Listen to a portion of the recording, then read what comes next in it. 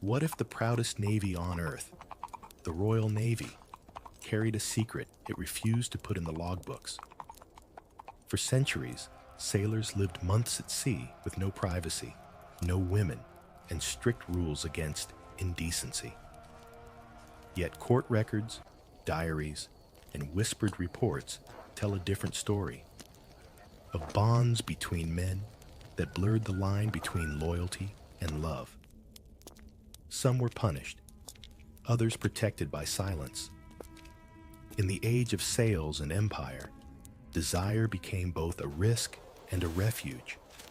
Were these acts rebellion, comfort, or simply the human need for connection in an unforgiving world? The truth lies between the waves and the whispers. Drop the time you're watching this, morning, night, or somewhere in between.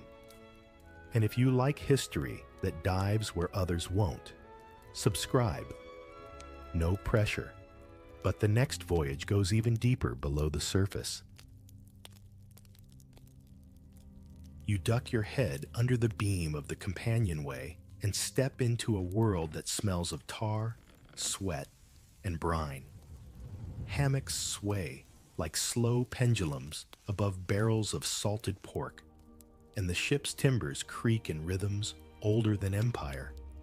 You're aboard His Majesty's ship, somewhere in the 18th century.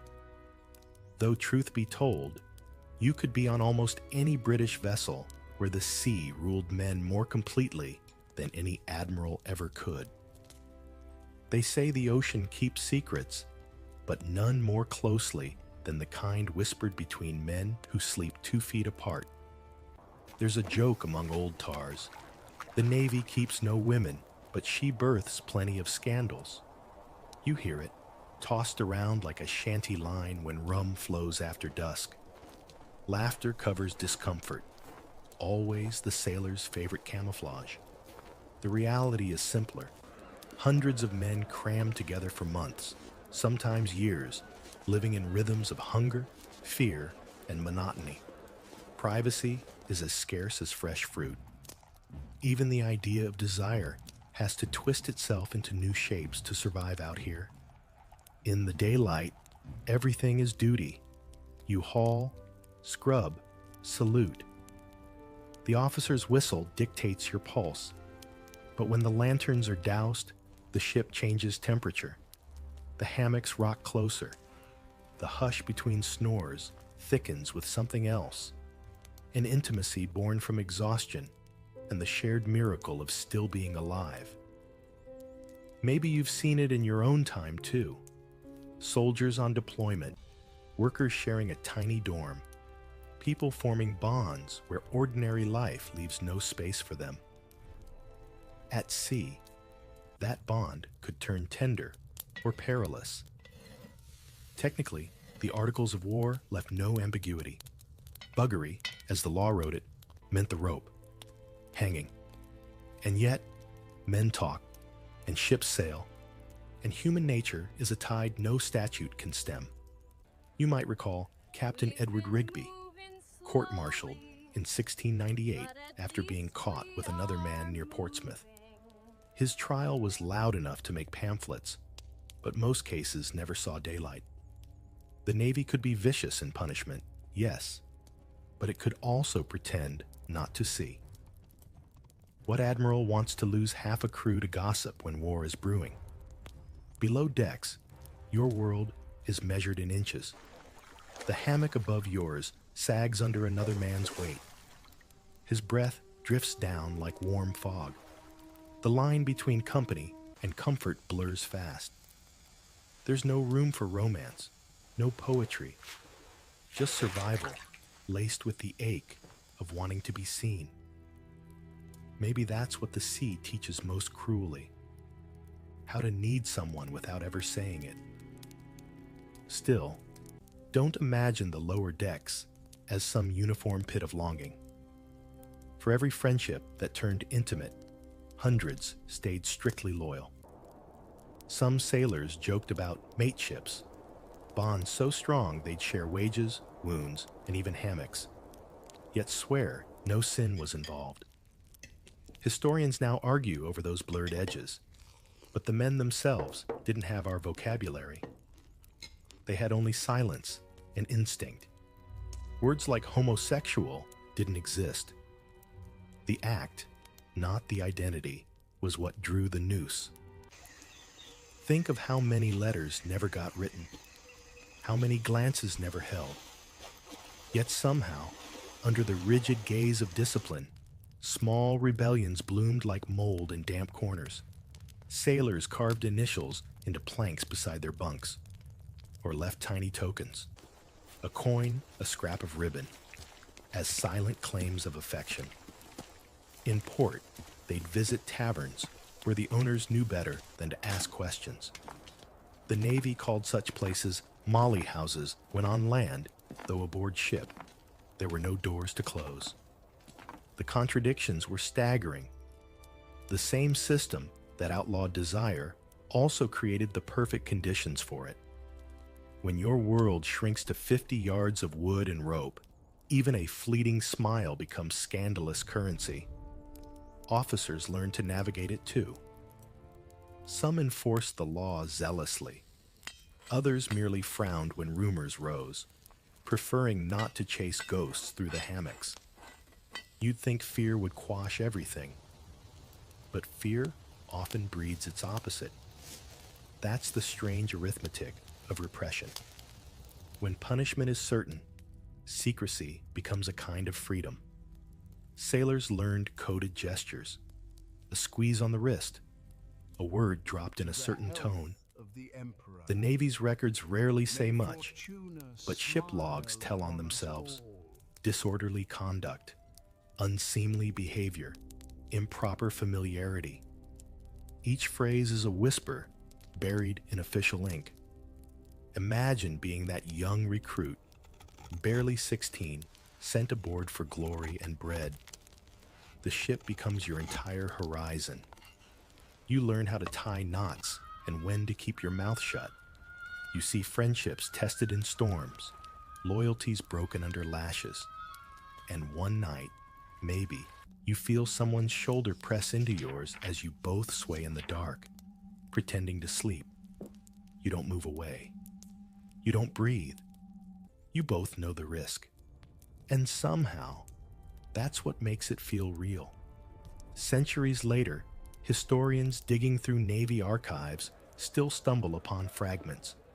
Trial transcripts, logs, even half-burned letters seized by suspicious officers. Together, they form a mosaic of what was never meant to be remembered. You can almost hear the rhythm of the waves behind every line, duty above, desire below, and the endless creak of wood holding it all together.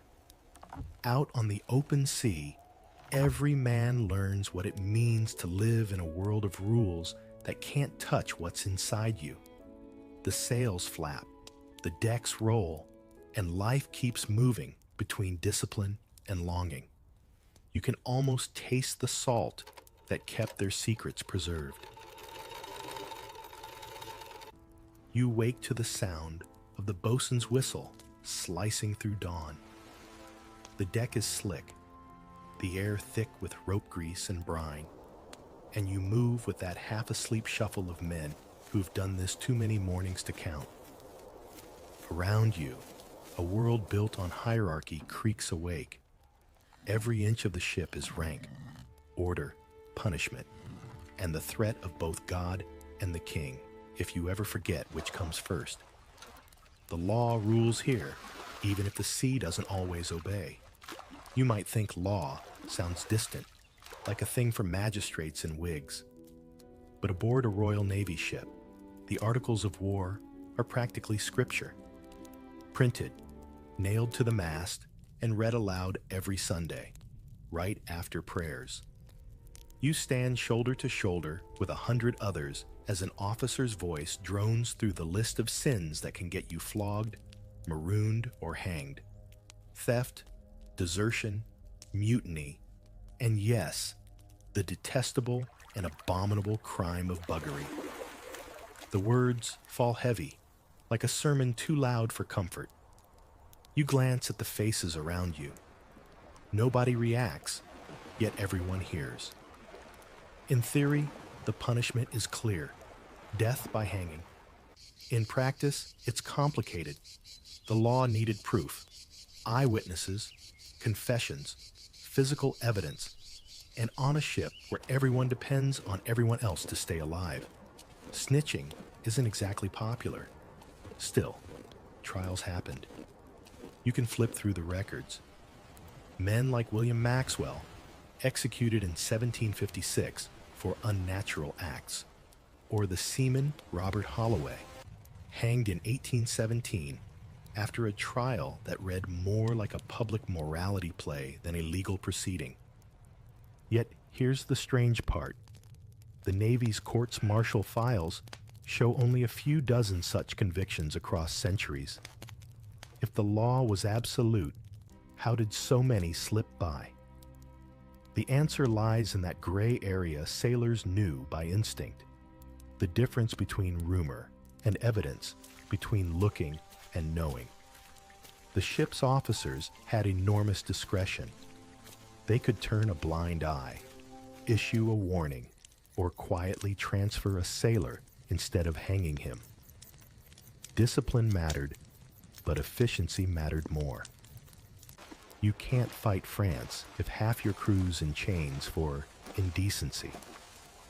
That moral flexibility didn't mean mercy. It meant convenience. The same captain who ignored whispers one year might stage a dramatic execution the next, just to remind everyone who held power. The lash served the same purpose.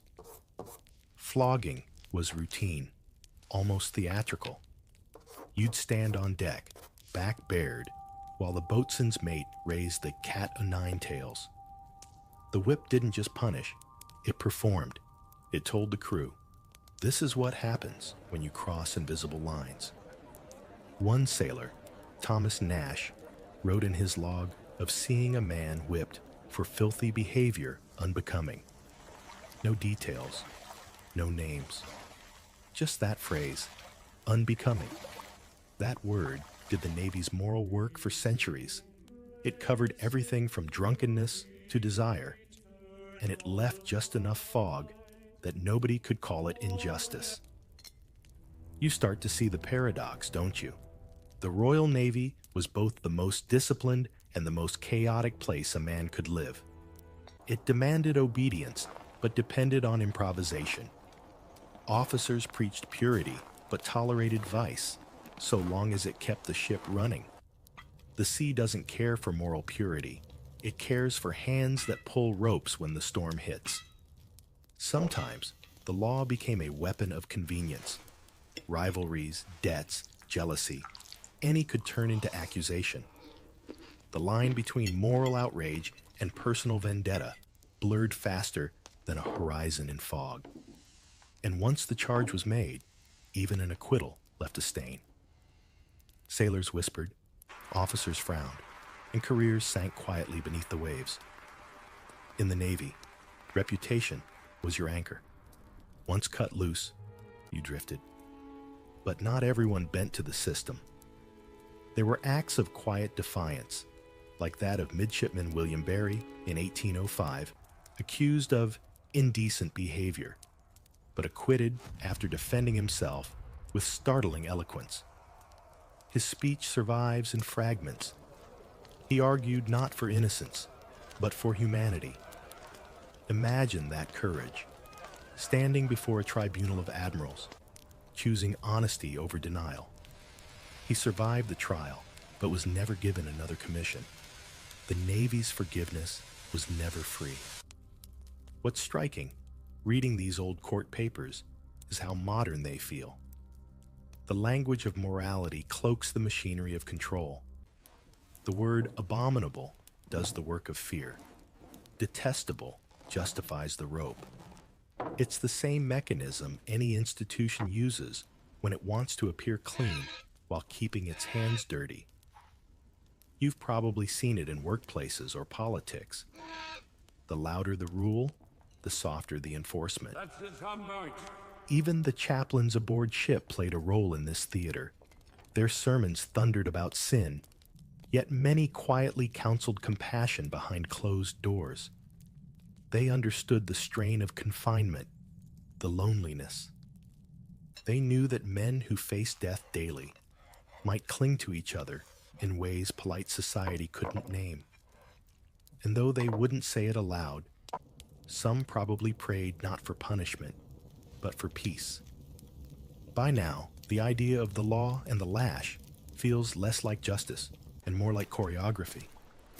Every man knows his steps. Obey, pretend, endure. The Navy sails on discipline, but it floats on denial. When the articles of war echo across the deck each Sunday, the men listen not for the words, but for what's left unsaid. The unspoken agreement that law is a fence that everyone quietly leans on from both sides. You pull your coat tighter as the morning wind cuts through the rigging. Somewhere above, an officer barks orders, his voice sharp but hollow. You wonder how many men before you stood on this very plank, hearts drumming with guilt or fear for things that had no name yet. The sea keeps those names, locked away beneath the crests. And if you listen long enough, the wind through the sails sounds almost like a verdict that never ends. Nights at sea stretch longer than you expect. The sun sinks fast beyond the yard arms. The sky goes black as spilled ink. And suddenly, there's nothing but the sway of hammocks and the sigh of 100 men trying not to dream too loudly. It's in this half-dark that the Royal Navy becomes something entirely different. Less like a war machine, more like a floating village that smells faintly of sweat, rope, and wet wool. You don't need imagination to see how closeness turns into custom. You just need to remember that loneliness is the one cargo every ship carries. They call it hammock heat, that strange mix of fatigue and familiarity that settles in when you're weeks from land. Picture 50 hammocks slung barely an arm's length apart. Men stripped down to shirts, half asleep, turning in rhythm as the ship rocks. No privacy, no distance, no silence. Just the sound of breathing and the occasional grunt as someone shifts. The first time you lie there, you think you'll never get used to it. The 10th time, you can't imagine sleeping any other way. It's a rhythm that dulls fear but sharpens everything else. The smell of tar mixes with skin. You start to tell who's beside you just from their breath. When one man snores, another taps the beam above to make him roll over. The space is so tight your elbows brush. Every inch of the ship hums with familiarity, and after enough nights, that familiarity starts to carry warmth. You might not call it affection. No one dares name it. But it's there, unspoken, pulsing quietly beneath the routine. Even officers noticed it. Captain Basil Hall, writing in the early 1800s, once observed that sailors were a peculiar race of men whose friendships run deep and whose separations wound like death. He didn't say more, but you can feel what he meant. When you live and nearly die with the same people for years, bonds stop fitting into polite words. Aboard, intimacy becomes its own kind of ration, measured, hidden, shared where nobody's looking. It might be as simple as two men choosing hammocks beside each other for every voyage, or one sneaking extra biscuit rations to another. These gestures weave a language outside regulation. You could think of it like passing notes in class, only the stakes are far higher and the teacher carries a sword. The irony? Many captains preferred not to look too closely. They understood the strange economy of emotion aboard ship. Loyalty bought with friendship, morale maintained by closeness. A happy crew fights better than a lonely one. And so, as long as discipline held, a wink replaced a warning. There's a saying among old Navy men, better a quiet crew than a pious mutiny. But don't picture it as paradise in disguise. There were jealousies too, rivalries and rumors that could sink reputations faster than a storm. One jealous word to the wrong officer, and what began as friendship could become evidence. The ship was both haven and trap. A world where affection lived shoulder to shoulder with fear. You might find it strange that in a place so masculine, tenderness survived at all. But perhaps that's exactly why it did. Sailors were stripped of everything: comfort, family, home. So they built replacements out of what they had: each other. Think about your own time for a second. You've seen how modern workers trapped in remote oil rigs or submarines form buddy systems, inside jokes, rituals of touch that blur professional lines. Same sea, different century. Sometimes, the bonds between sailors became legendary. There's the story of two shipmates aboard HMS Bellerophon who served together through 4 campaigns, were flogged together, and, according to a surviving diary, shared one hammock, one heart. The writer never explained further, but he didn't need to. In those few words, you hear a world of devotion the Navy could never officially recognize. And then there's the silence, because silence, too, is part of the ritual. When a man disappeared overboard, his friend would sometimes fold his spare shirt neatly under the hammock beam, as if saving his place. No prayers, no words, just that gesture. The ship would move on, but the empty space lingered, a quiet monument to what couldn't be named. Even humor played its role. Sailors joked about the married men of the lower deck, pretending to sneer, but often laughing too kindly for it to sting. Humor was their camouflage, just as religion was their disguise. When the chaplain walked by, voices went solemn. When he left, laughter returned, and the hammock swayed again. The thing about the sea, it teaches you to adapt. Desire becomes habit. Habit becomes routine. Routine becomes invisible. That invisibility was safety. You can almost feel it, can't you? The heavy air, the creak of rope, the soft rhythm of men breathing in sync, each pretending not to notice what everyone already knows. And yet, amid all this secrecy, there's something profoundly human about how they found warmth where the world offered none. In a way, that's the quiet rebellion of the lower decks, surviving the Empire's cruelty not by breaking it, but by outlasting it night after night in hammocks barely wider than coffins, finding comfort in forbidden forms. Above, the officers march and the flags snap in the wind. Below, the ship rocks on, a cradle for secrets the sea will never tell. You close your eyes to the sound of the timbers groaning, and you realize no law, no lash, no storm has ever managed to scour that tenderness away. They say every ship speaks its own language, but not with words.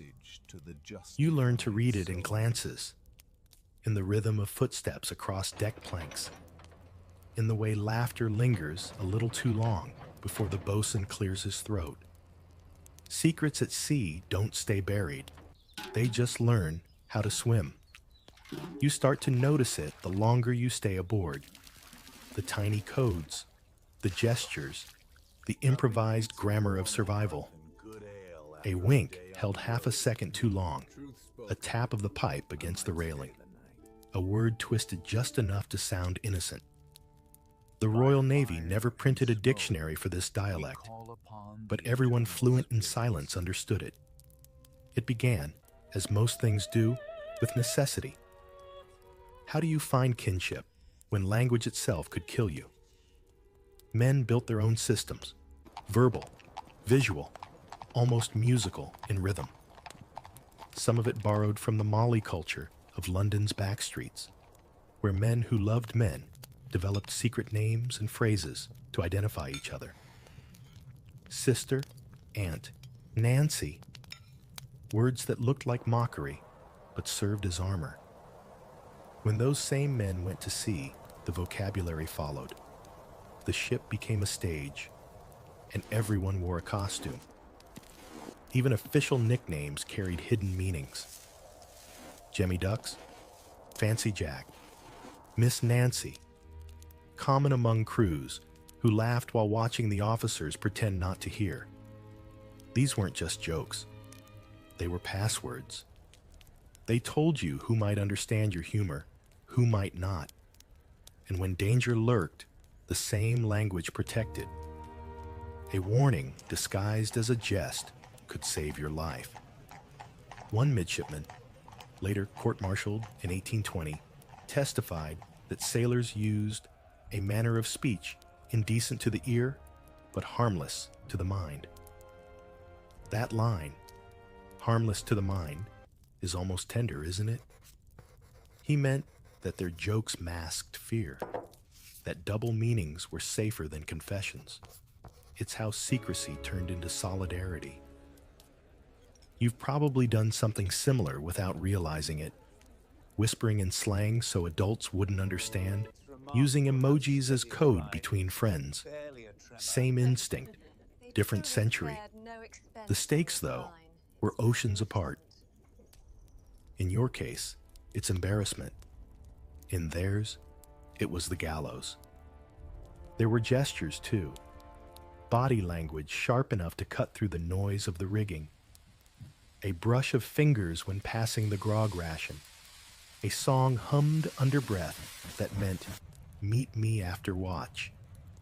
The song might be an old ballad, something about lost sailors, or a maiden waiting ashore, but the melody changed depending on who was listening. The Navy believed it had mastered discipline, but you can't police melody. Even the letters they wrote became coded art. Paper was rare, privacy rarer. Every letter passed through the eyes of officers, clerks, and chaplains. So sailors disguised affection as camaraderie. He is my best friend, and I would follow him through every storm. Or, we shared every hardship and found comfort in one another's courage. You can almost hear the tremor under those words, the love too clever to name itself. When modern historians first read these letters, some thought they were exaggerating friendship. Others knew better. They saw the pattern, the same phrases repeating across decades, the same tone between men who never met, a language of longing hidden beneath the stiff folds of duty. One famous example comes from 1802, when a sailor named George Payne was tried for improper conduct. His letters to another man survived, folded neatly in the court records. They read like prayers written sideways. I cannot sleep without thinking of you. I dream I am beside you and wake to the sea. The court condemned him, but the words outlived the verdict. 2 centuries later, his voice still hums in the archive, steady as a heartbeat beneath dust. Humor, oddly enough, played its part too. Sailors built caricatures, over-the-top gestures, exaggerated winks that turned fear into performance. They teased each other in mock courtships, called one another dear or duchess, just loudly enough to provoke laughter. It sounds like cruelty, but sometimes that theater was mercy. By turning suspicion into comedy, they kept punishment at bay.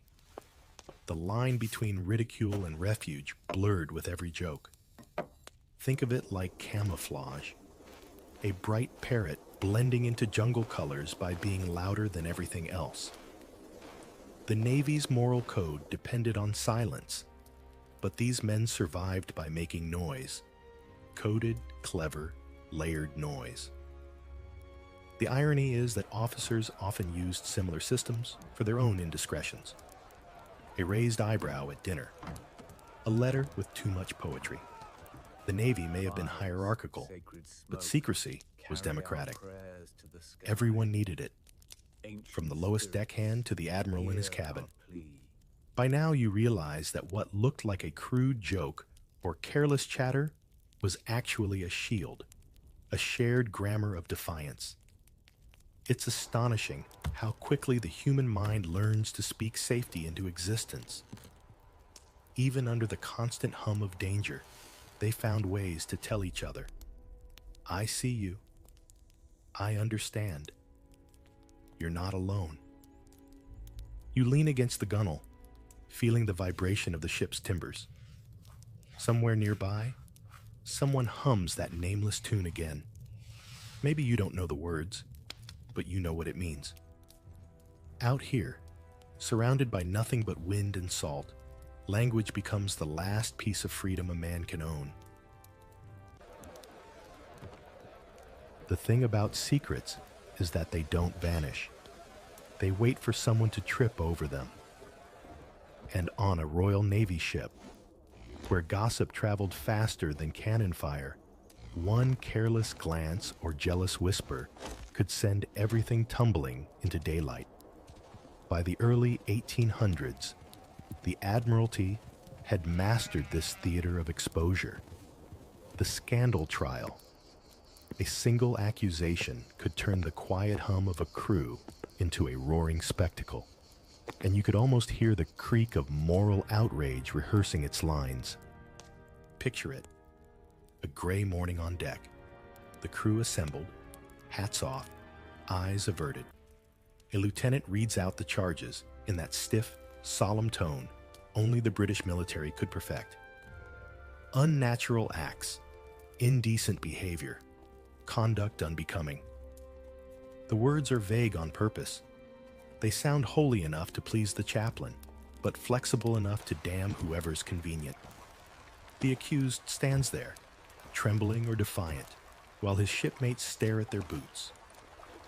No one dares breathe too loudly. Sometimes, these trials were political. Officers used them to settle scores, to remove rivals, or to distract the Admiralty from greater failures. Take the infamous case aboard HMS Africaine in 1816. Rumors spread that a midshipman and a seaman had been too friendly on watch. The captain, already under investigation for poor discipline, decided to prove his moral authority by ordering a court-martial. The result? One man was flogged to death. The other was transferred and quietly disappeared from the records. The ship's next report simply noted, "Discipline restored." It wasn't always so bloody. Sometimes scandal burned itself out in whispers. A crewman might vanish at the next port, a name scratched off the ledger, replaced by a new recruit. The Navy had no shortage of men after all. Silence cost nothing, and rumor didn't show up in the payroll. You see how the hypocrisy ran deep? The same officers who quoted scripture at breakfast would spend the evening trading gossip about which sailor was too fond of his bunkmate.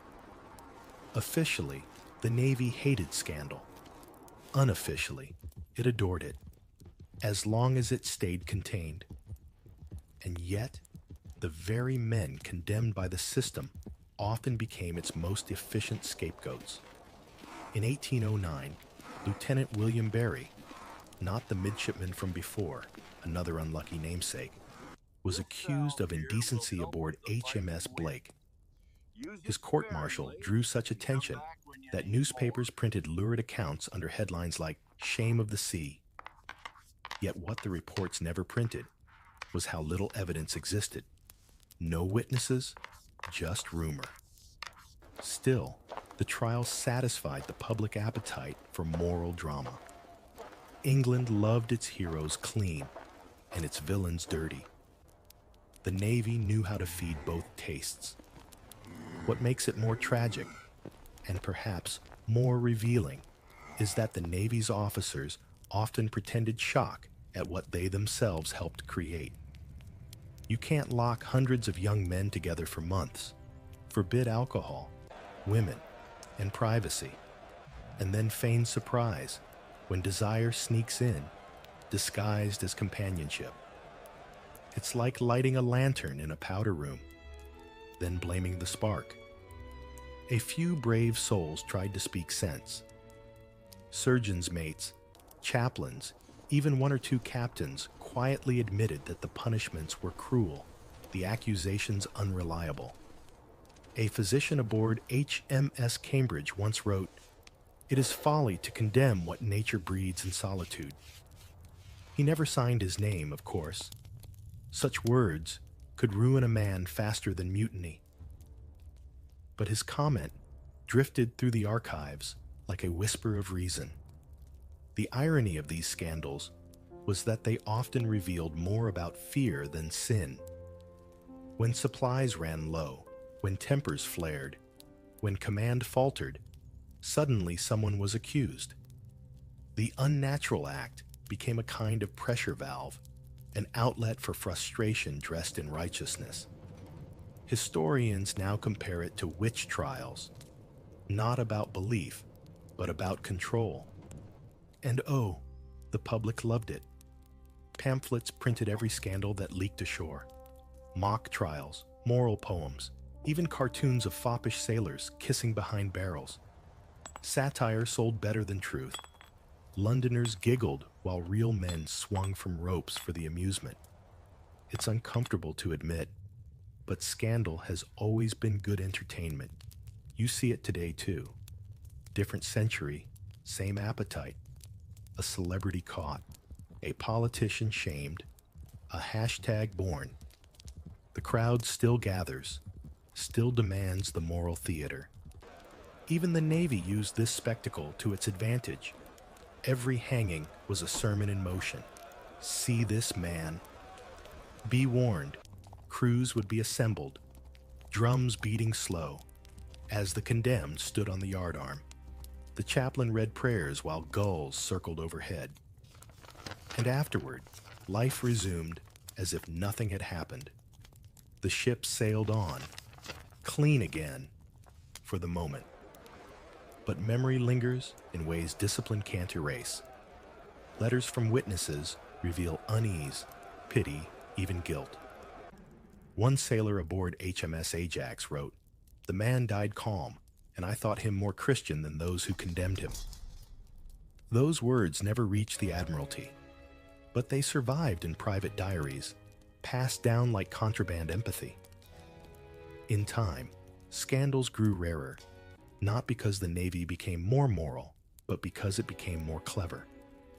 It learned to manage shame like cargo, stored out of sight, logged in silence, shipped elsewhere when convenient. The system didn't reform, it adapted. And so, every execution, every whispered accusation, every vanished name left its mark not only on history, but on language itself. The next time you hear the phrase, "keeping it shipshape," remember, it once meant more than tidy ropes. It meant survival through silence. It meant looking the other way while justice floated quietly overboard. The ship creaks beneath you now, calm after storm. Above deck, the stars look almost innocent, but you know better. Every plank here holds echoes of trials no one was meant to remember. Tiny ghosts humming beneath the varnish of empire. If you ever find an old sailor's letter stained by salt and candle soot, read it slowly.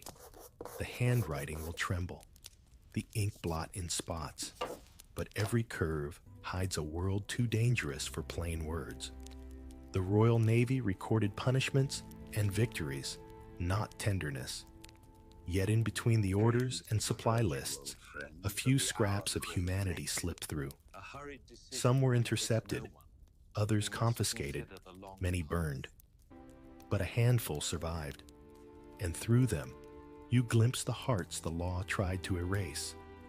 Take the case of Seaman John Parsons, 1797. His letter was found during a search for contraband aboard HMS Brunswick. It was addressed to another sailor, only called Tom. The officers saw enough to call it inappropriate.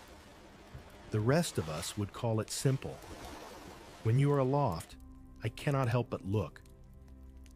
I am proud of your strength, it read. Keep well until we meet in Portsmouth, my dear friend.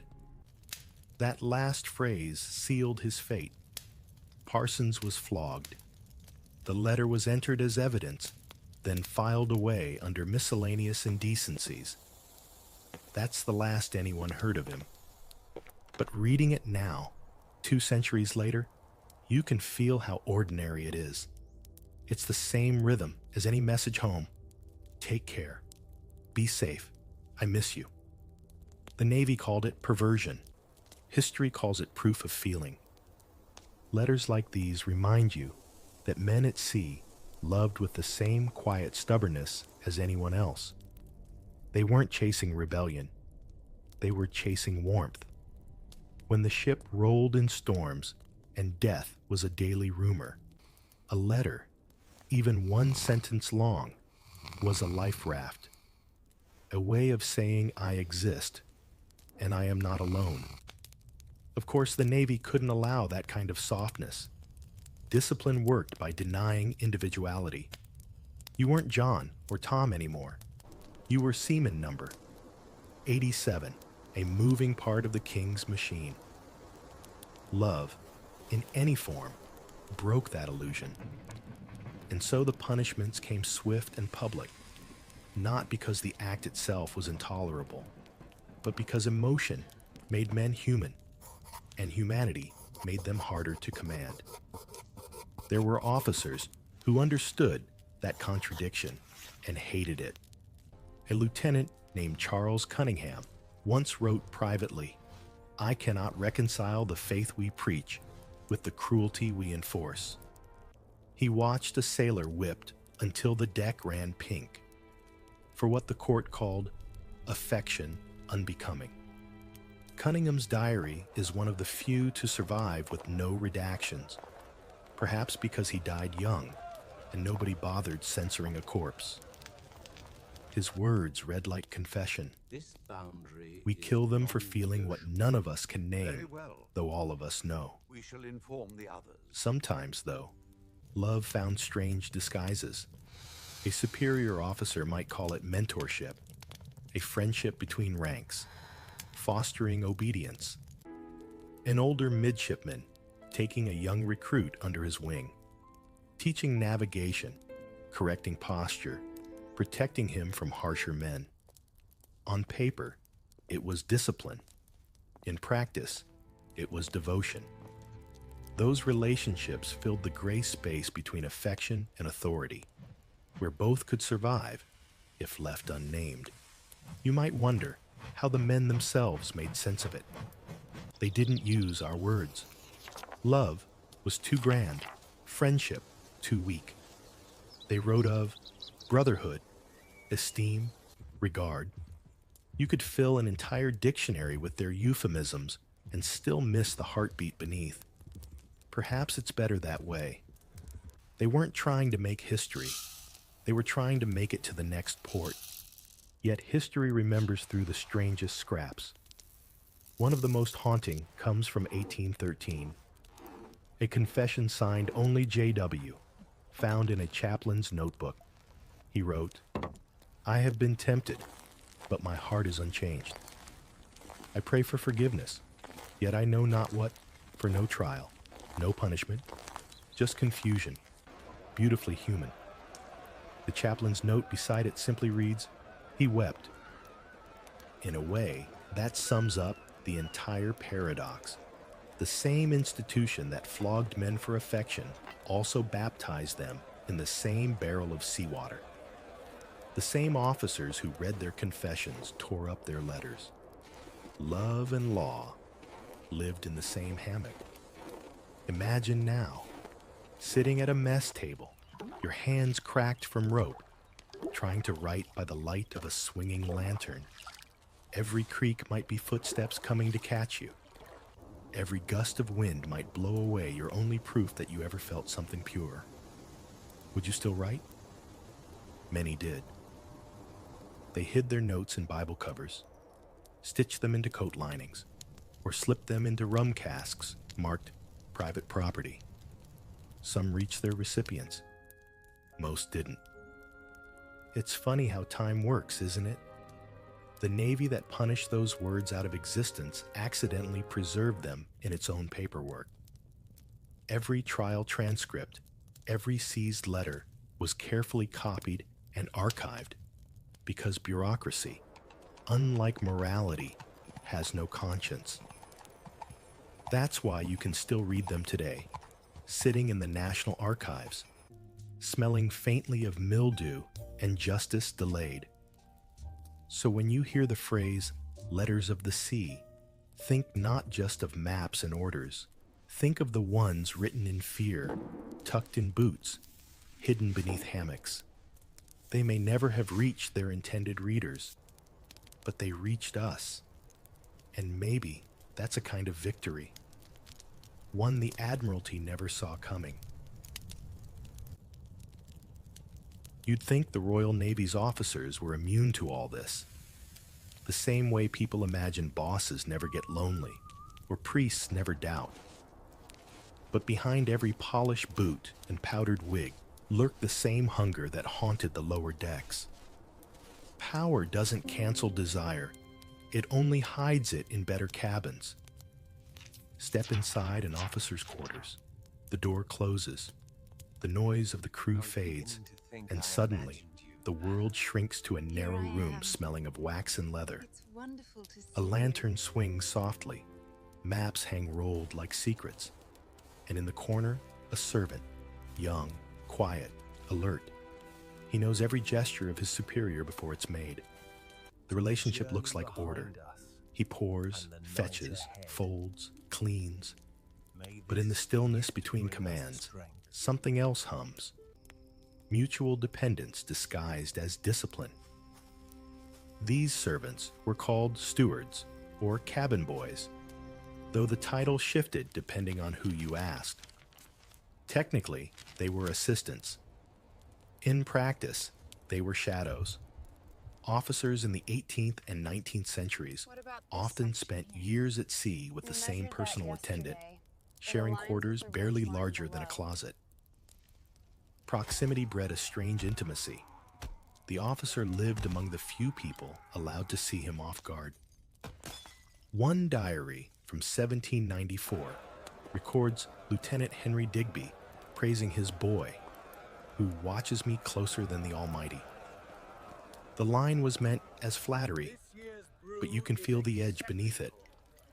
Not every cabin told the same story, of course. Some officers clung fiercely to propriety. Others blurred the lines in ways the Navy pretended not to see.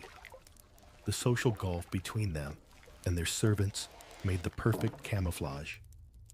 After all, how could loyalty be sinful? Hierarchy wrapped affection in the language of obedience. The higher rank gave orders, the lower one obeyed, and no one asked what those orders were after dark. Sometimes, the relationship tipped toward exploitation. Power rarely keeps its hands clean. But other times, perhaps more often than records admit, it grew into a kind of quiet devotion. One captain left his entire estate to a former steward for faithful attendance in all climates. Another had his portrait painted with his boy standing behind him, hand on shoulder, captioned simply, "My constant companion." The portrait now hangs in a maritime museum, labeled with a bland note about domestic service at sea. The curators, perhaps mercifully, let the rest remain implied. If you're tempted to romanticize it, hold that thought. The risk was enormous. A rumor could destroy a career faster than any enemy broadside. Officers accused of improper familiarity faced not just dismissal, but social death. Some quietly retired, others fled to foreign service. A few took the only exit the sea offered and stepped overboard. The Navy had a word for that: melancholy, as if despair were a passing weather condition. Still, affection found its way in through the cracks. You see it in how some officers bent rules to protect those they cared for, recommending transfer to shore duty instead of reporting misconduct, arranging extra rations, covering debts. The historian Richter Norton once described this as the economy of discretion, a system where mercy masqueraded as paperwork. It wasn't always about sex. Sometimes it was simply about survival. The officer gave protection. The servant gave loyalty. In a world built on isolation, that exchange felt almost sacred. You can think of it like a strange, floating version of the feudal bond. One heart pledged upward, another downward, both trapped in the same ship's hull. One story stands out. Captain George Anson Byron, yes, cousin to the poet, sailed with a young valet named Thomas Kelly through 3 campaigns. After Kelly drowned during a storm, Byron refused to leave his body for the sea burial tradition. He kept it aboard for 2 days, defying superstition, insisting he shall rest on land as a Christian. His men whispered, but obeyed. Later, Byron wrote, "He was more to me than service could repay." Historians read that as grief. Sailors might have read it as confession. There's something tender, almost tragic in these dynamics. The Navy's hierarchy gave them a script: master and servant, officer and steward. But beneath it played a subtler drama of care. They shared meals, secrets, sometimes even dreams of escape. A few letters hint that some planned to leave together, start new lives ashore. Most never did. The ship was their world, and the sea rarely grants leave for sentiment. You might see echoes of this even today. Relationships defined by rank, blurred by trust. Think of a soldier and his aide, a CEO and his driver, a mentor and a student. The roles protect and imprison at once. That's what power does. It gives permission to feel, then forbids the feeling itself. When dawn breaks, you can almost hear boots moving again, orders shouted, formality restored. The officer buttons his coat. The servant bows. The world snaps back into its proper order.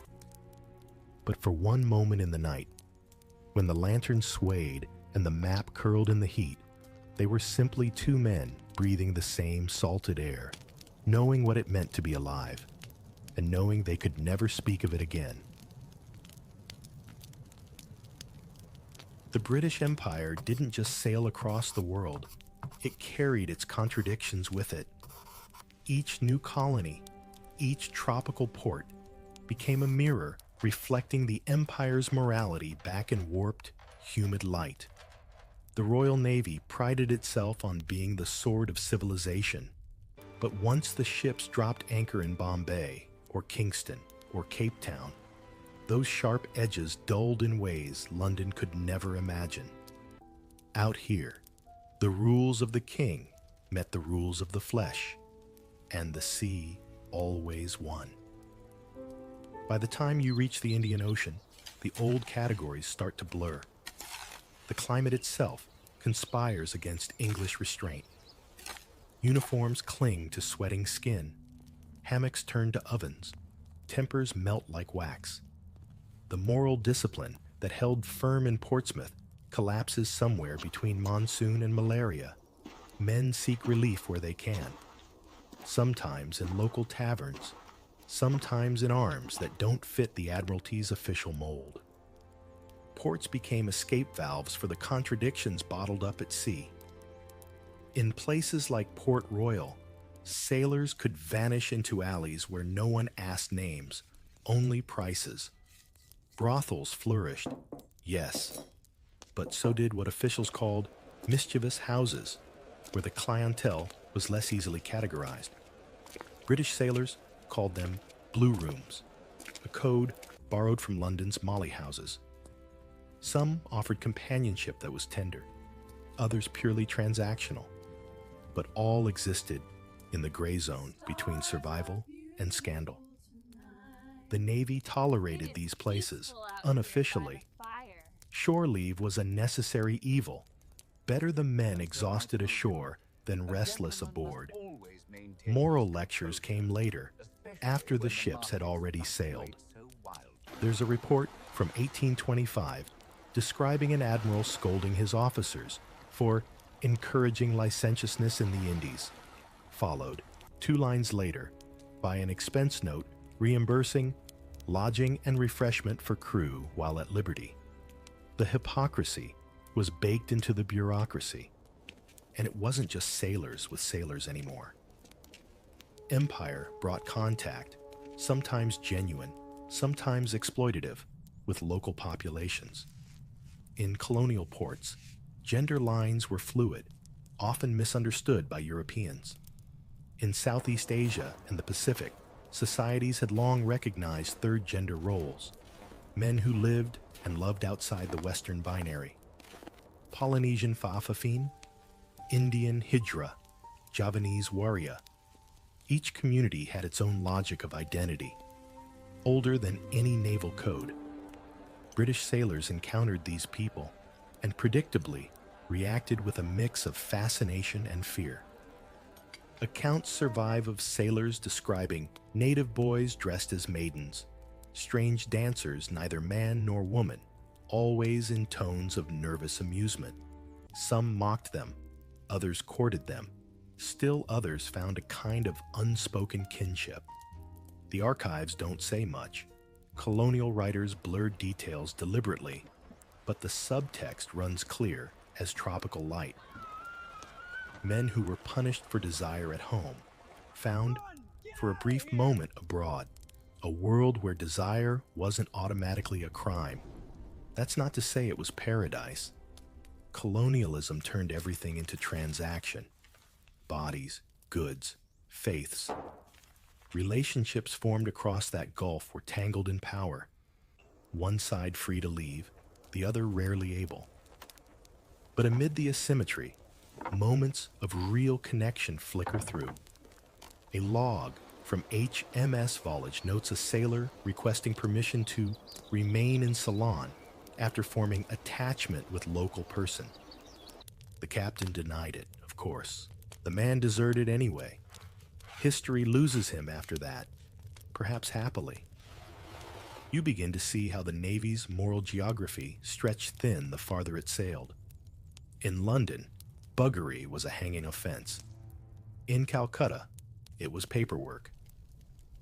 By the late 19th century, colonial administrators even codified it. Section 377 of the Indian Penal Code, drafted under British rule, criminalized carnal intercourse against the order of nature. A neat export of British anxiety, wrapped in legal Latin. The Empire's paradox completed itself.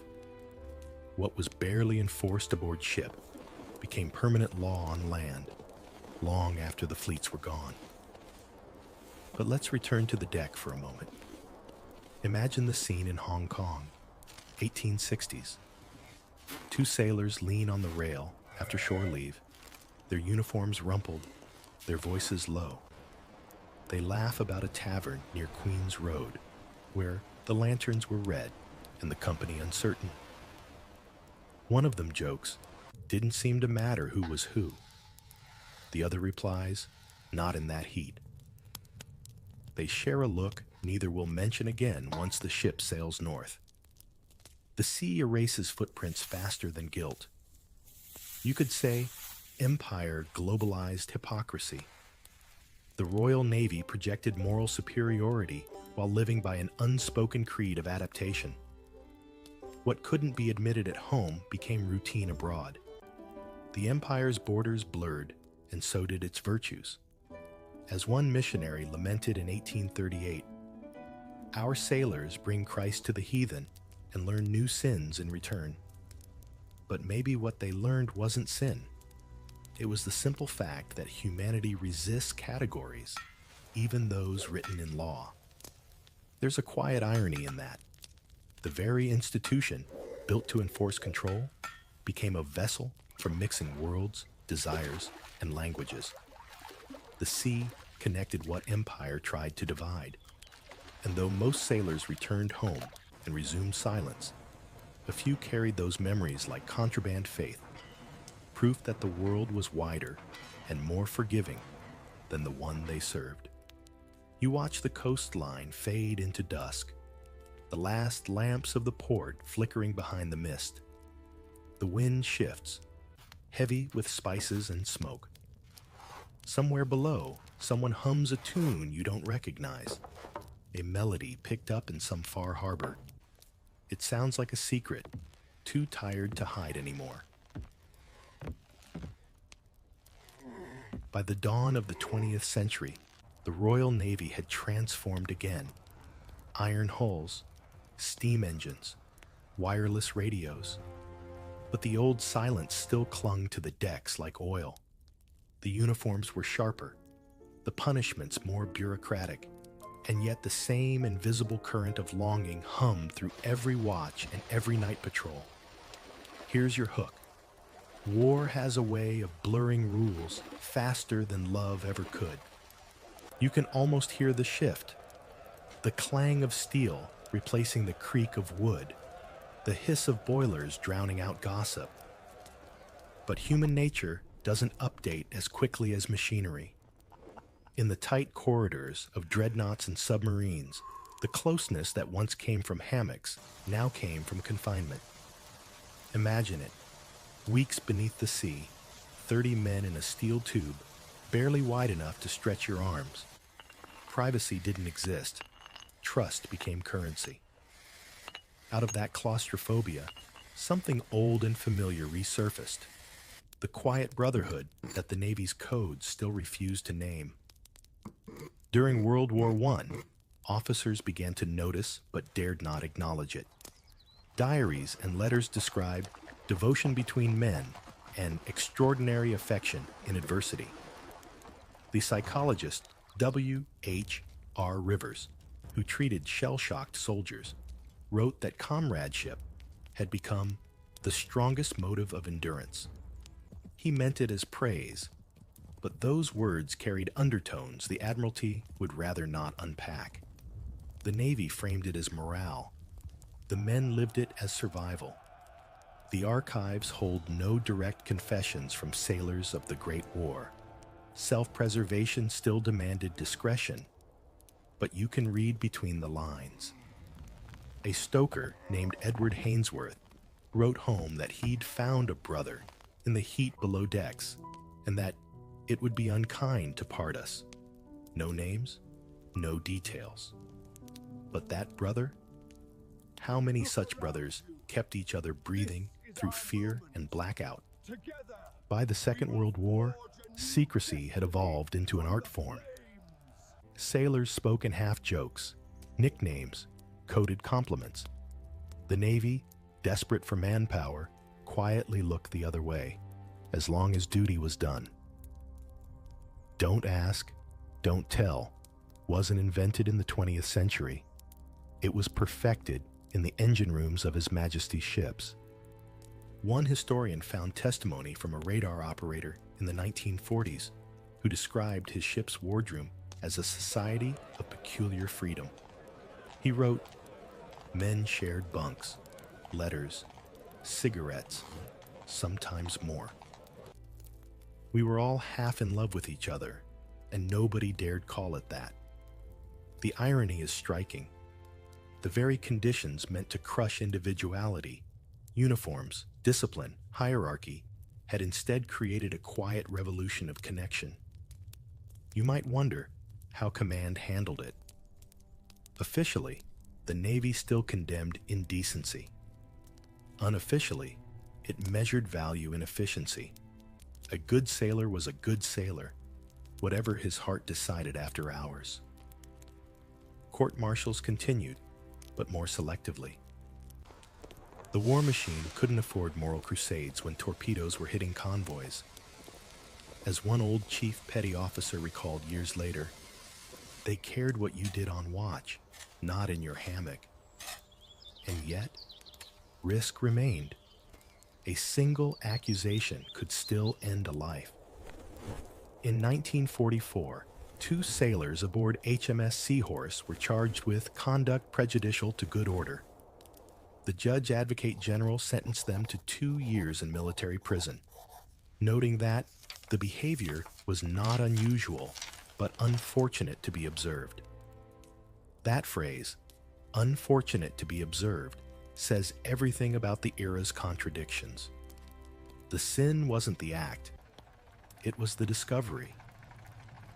But in the dark corners of wartime Britain, change was brewing. The shared trauma of combat blurred boundaries between affection and friendship. Men who had held each other's lives in their hands couldn't so easily return to pretending that emotion was weakness. You can see it in post-war literature, the hints in memoirs, the tender phrasing in obituaries, lifelong friend, inseparable companion, shipmate until death.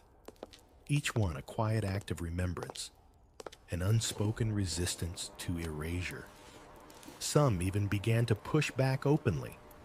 Alan Turing, though not Navy, embodied the new kind of courage, serving king and country while loving men in secret. His persecution after the war mirrored the Navy's old cruelty, but his brilliance helped end that same war. It's as if the Empire's moral logic collapsed under the weight of its own genius. During the 1950s, as Britain rebuilt, whispers turned into cautious conversations. The Navy remained slow to change. Tradition is a hard habit to break. But by the time submarines carried nuclear payloads, another quiet revolution had begun. The crews who spent months underwater learned what 18th century sailors already knew. You can't outlaw intimacy when survival depends on trust. A retired submariner once told an interviewer, "We were close, closer than brothers. You can't help it when you breathe the same recycled air for 90 days. When pressed, he smiled and added, "We knew when to shut up and when to shut the hatch." That's the kind of honesty polished out of textbooks, but carved deep into experience. Think about it. From oak decks to steel hulls, from lantern light to sonar pings, the pattern never changed. Law above, life below. Every generation of sailors rediscovered the same truth the Admiralty refused to print, that affection, even forbidden, can be the glue that holds courage together. The war ended, but the silence lingered. Men came home decorated and unspeakable all at once. They married, or didn't. They joined veterans clubs, toasted fallen comrades, laughed at memories they could never quite explain. Yet beneath the medals and the uniforms, a quiet pride survived. The kind that doesn't need parades. You lean against the cold railing of a post-war ship, the channel mist thick as smoke. Somewhere below deck, a gramophone scratches out Vera Lynn's "We'll Meet Again." You think of all the unrecorded reunions that song must have promised. The war is over? Yes. But for many, the hiding never stopped. History loves tidy endings, but the sea rarely gives them. For centuries, the Royal Navy taught its men to fight storms, but never how to weather themselves. You stand now on the deck of a modern destroyer. Steel polished, radar spinning, flags sharp as razors in the wind. The Royal Navy of today bears little resemblance to the age of hammocks and cat-o'-nine-tails. But if you listen closely, beneath the hum of turbines, you can still hear the old echoes. the whispers that once hid between cannon blasts and prayers. The silence finally began to crack in the late 20th century. It started not with rebellion, but with memory. Historians like Richter Norton and later social researchers within the armed forces began unearthing the buried records, letters, trial transcripts, coded diary entries. For the first time, the Navy was forced to look at its own ghosts. The findings were impossible to ignore. Centuries of loyalty punished, of affection mistaken for betrayal. The 1967 Sexual Offences Act partially decriminalized homosexuality in Britain, but the armed forces stayed exempt. The Navy clung to moral standards like barnacles to a hull. Men could serve their country, but not themselves. The paradox persisted into the 1990s. Sailors dismissed not for incompetence, but for honesty. Investigations included strip searches, secret surveillance, even interrogations where officers were asked who they'd shared hammocks with. Careers ended not with dishonor, but with silence. And then, slowly, came the turn. Former sailors began to speak. One of the earliest was Lieutenant Commander Duncan Lustig Preen, discharged in 1994 for being gay. He sued the Ministry of Defense and won. His case, along with those of others like Jeanette Smith and Graham Grady, reached the European Court of Human Rights in 1999. The verdict was clear. The ban violated human dignity. Within months, the policy collapsed. The Admiralty, so long the keeper of silence, had to issue new orders, recognizing the very humanity it once denied. That shift didn't happen overnight. The culture took time to thaw. But the sea, for all its cruelty, respects endurance. By the 2000s, openly gay and lesbian sailors served without fear. In 2005, the Royal Navy marched for the first time in London's Pride Parade, its white uniforms gleaming beneath rainbow flags. The same service that once hanged men for desire now offered counseling, family benefits, and equal partnership rights. In 2022, the Navy even issued an official apology for centuries of persecution. "We failed our people," the statement read. "Their courage was never unworthy." It's tempting to call that progress, to tie the ribbon neatly, but the truth feels more tidal than triumphant. The past doesn't vanish just because the present behaves better.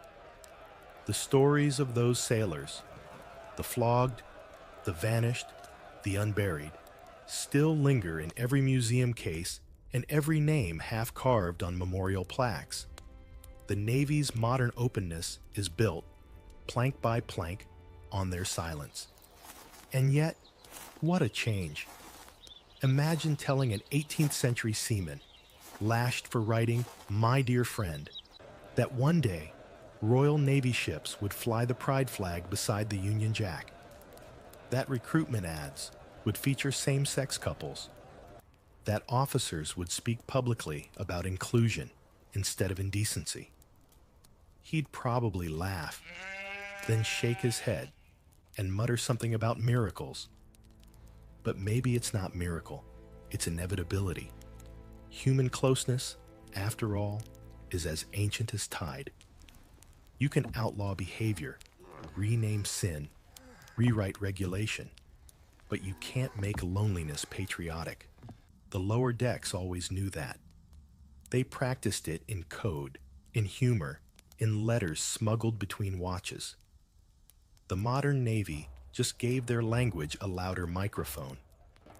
Walk through Portsmouth today, and you'll find plaques commemorating those who served in silence.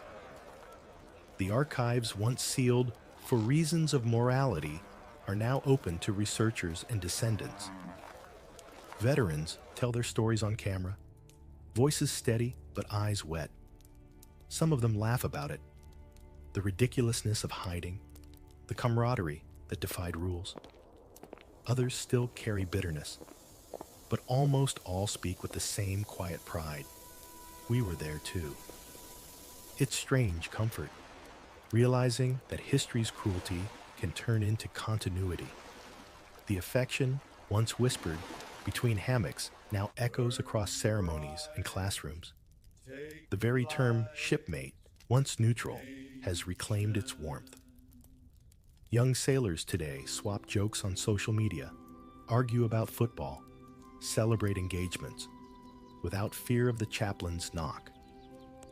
You look out to sea and imagine the ghosts of those older ships, oak hulls dissolving in mist, sails fading like memories. Perhaps the men aboard finally rest easier, knowing their stories are no longer contraband. The sea rolls on, same as it ever did, indifferent, yet somehow merciful. And as you stand there, you can almost hear their chorus, not of songs or orders, but of breathing, of belonging. The Royal Navy taught its men to conquer oceans. They, in return, taught it how to be human. So if this story has a moral, it's quiet. Every institution, no matter how ironclad, carries the echo of those who lived honestly within its lies. The ships change, the flags change, the words change, but the heartbeat beneath the hull remains the same. It whispers through centuries of salt and silence. You can chain a man's body, but never his tenderness. Now, close your eyes. The waves lap softly against the pier. The engines hum in the distance, steady as a lullaby. Somewhere beyond the horizon, the ghosts of the old fleet drift side by side, their secrets finally safe in the open air. Let them rest, and you with them. For centuries, the Royal Navy sailed with its secrets. Discipline above deck, forbidden tenderness below. Yet time, like the tide, reshaped even the hardest steel.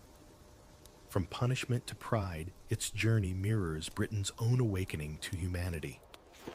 Now, as the waves wash old sins clean, a new story begins. The transformation of the Royal Navy, from empire to equality. The ocean smells like empire, tar, salt, and arrogance. You're standing on the deck of a British warship in the 18th century. Sails stretched like cathedral ceilings, cannons lined like teeth, and an officer barking orders with the confidence of someone who thinks God himself is under his command. This isn't just a ship. It's the beating heart of an empire that believes the sun will never set. And if it does, the Royal Navy will chase it back up again. The year might be 1750 or 1805, or any point in that long swaggering century when Britain's wooden walls circled the world. The Royal Navy wasn't just a fleet, it was an idea. It stood for power, discipline, and the kind of national pride that could make an entire island feel invincible. You can almost hear it, the thud of boots on deck, the crack of rope under tension, and somewhere below, the groan of hundreds of men living in a space that smells faintly of sweat, rum, and despair. Picture the crew, a mix of pressed men and volunteers, convicts and dreamers, all crammed into a floating city where hierarchy ruled harder than the weather. Captains were gods. Sailors were barely human until proven otherwise. It wasn't democracy, it was monarchy on water. The officers' table gleamed with silver and fine china, while the men below gnawed salted beef, so tough it could double as shoe leather. But you didn't complain. The Navy wasn't a place for feelings. And yet, despite the misery, the pride was real. The Royal Navy was the Empire's right arm, reaching everywhere from the Caribbean to the Pacific. It protected trade, enforced taxes, and sometimes, depending on which version of history you prefer, brought civilization to people who hadn't asked for it. Every cannon blast from these decks echoed a single message: Britain rules the waves. Imagine the feeling of stepping ashore after months at sea, your uniform stiff with salt, your pay barely enough to buy a round at the nearest tavern. Yet when someone asks what you do, you straighten your back and answer, "I serve His Majesty's Navy." It meant something. To a farmer's son, it was the closest thing to glory he'd ever touch. The ships themselves were masterpieces of wood and willpower. Three-deckers like HMS Victory carried over 100 guns and hundreds of men, their rigging stretching up like the veins of giants. Keeping one afloat was half art, half punishment. Repairs were constant, discipline brutal, and disease an uninvited passenger. Half the sailors who joined might never see land again. Still, when the drums rolled and the flags rose, they fought like legends. You can see Admiral Nelson now, one arm gone, one eye blind, but the fire in him still bright enough to set a fleet ablaze. At Trafalgar, in 1805, he shattered Napoleon's naval dreams with the kind of controlled chaos only the Royal Navy could pull off. England expects that every man will do his duty, he signaled before battle, a line so famous it's still quoted whenever the British want to feel heroic about anything, from football matches to weather forecasts. But heroism had a price. For every Nelson immortalized in marble, there were thousands of nameless sailors buried at sea, their graves unmarked except by the waves. Conscription, called press ganging, dragged men from taverns and docks into service. Families were left behind, debts unpaid, and the Navy carried on, powered by fear as much as patriotism. If you compare it to something modern, it's like the corporate world at sea. Long hours, little pay, and management that believes yelling louder equals leadership. But unlike an office job, quitting meant desertion, and desertion meant hanging. The Navy didn't just build an empire, it enforced one inside its own ranks. Still, there was a strange kind of democracy below deck. Sailors of every background, English, Irish, African, Indian, even American, worked side by side, bound not by loyalty, but by necessity. The sea didn't care where you were born. When a storm hit, everyone pulled the same rope. When cannonballs started flying, hierarchy vanished faster than politeness. As you watch the sunset bleed across the horizon, it's hard not to feel the weight of it all. The pride, the cruelty, the discipline, the dream. The Royal Navy was both guardian and tyrant, explorer and enforcer. It built an empire out of wind and violence, and somehow convinced the world it was destiny. The deck creaks, a bell rings 8 times, and the ship slides forward into the dark. Somewhere below, a sailor hums a shanty about home, a place he might never see again. Above him, the admiral studies the stars, charting a course for lands his men will conquer but never own. The wind you knew by instinct has gone still, replaced by a low, rhythmic pulse that feels almost alive. Steam. You can smell it before you see it. The metallic tang of iron and coal dust mixing with the sea air. The age of sail is fading, and the Royal Navy is about to trade the poetry of canvas for the growl of machinery. The empire isn't shrinking yet. It's expanding faster than ever. But now it runs on smoke instead of wind. It starts small. Paddle wheels, side-mounted like a child's toy. Then come screw propellers, iron hulls, and engines that sound like the heartbeat of industry. Wooden ships burn too easily. Iron ones endure. Sailors who once knew how to read the wind now shovel coal into furnaces hotter than Judgment Day. You watch as the first steam frigates roll out, belching clouds so thick they stain the sky. Romantic? Not quite. Efficient? Absolutely. If the old Navy was a church of discipline, the new one feels like a factory. Everything smells of oil and soot. Orders are shouted over the hiss of pistons, and the ocean no longer dictates your pace. Coal does. The captains who once felt like demigods must now share command with engineers, men who speak in numbers instead of tradition. To the old guard, it's heresy. To the new, it's progress. You can almost hear the grumbling from the officers' mess. The ones who grew up worshiping the wind mutter that steam power will ruin seamanship. A machine can't feel the sea, they say, swirling their port wine as the deck rumbles beneath them. But the Admiralty sees the future differently.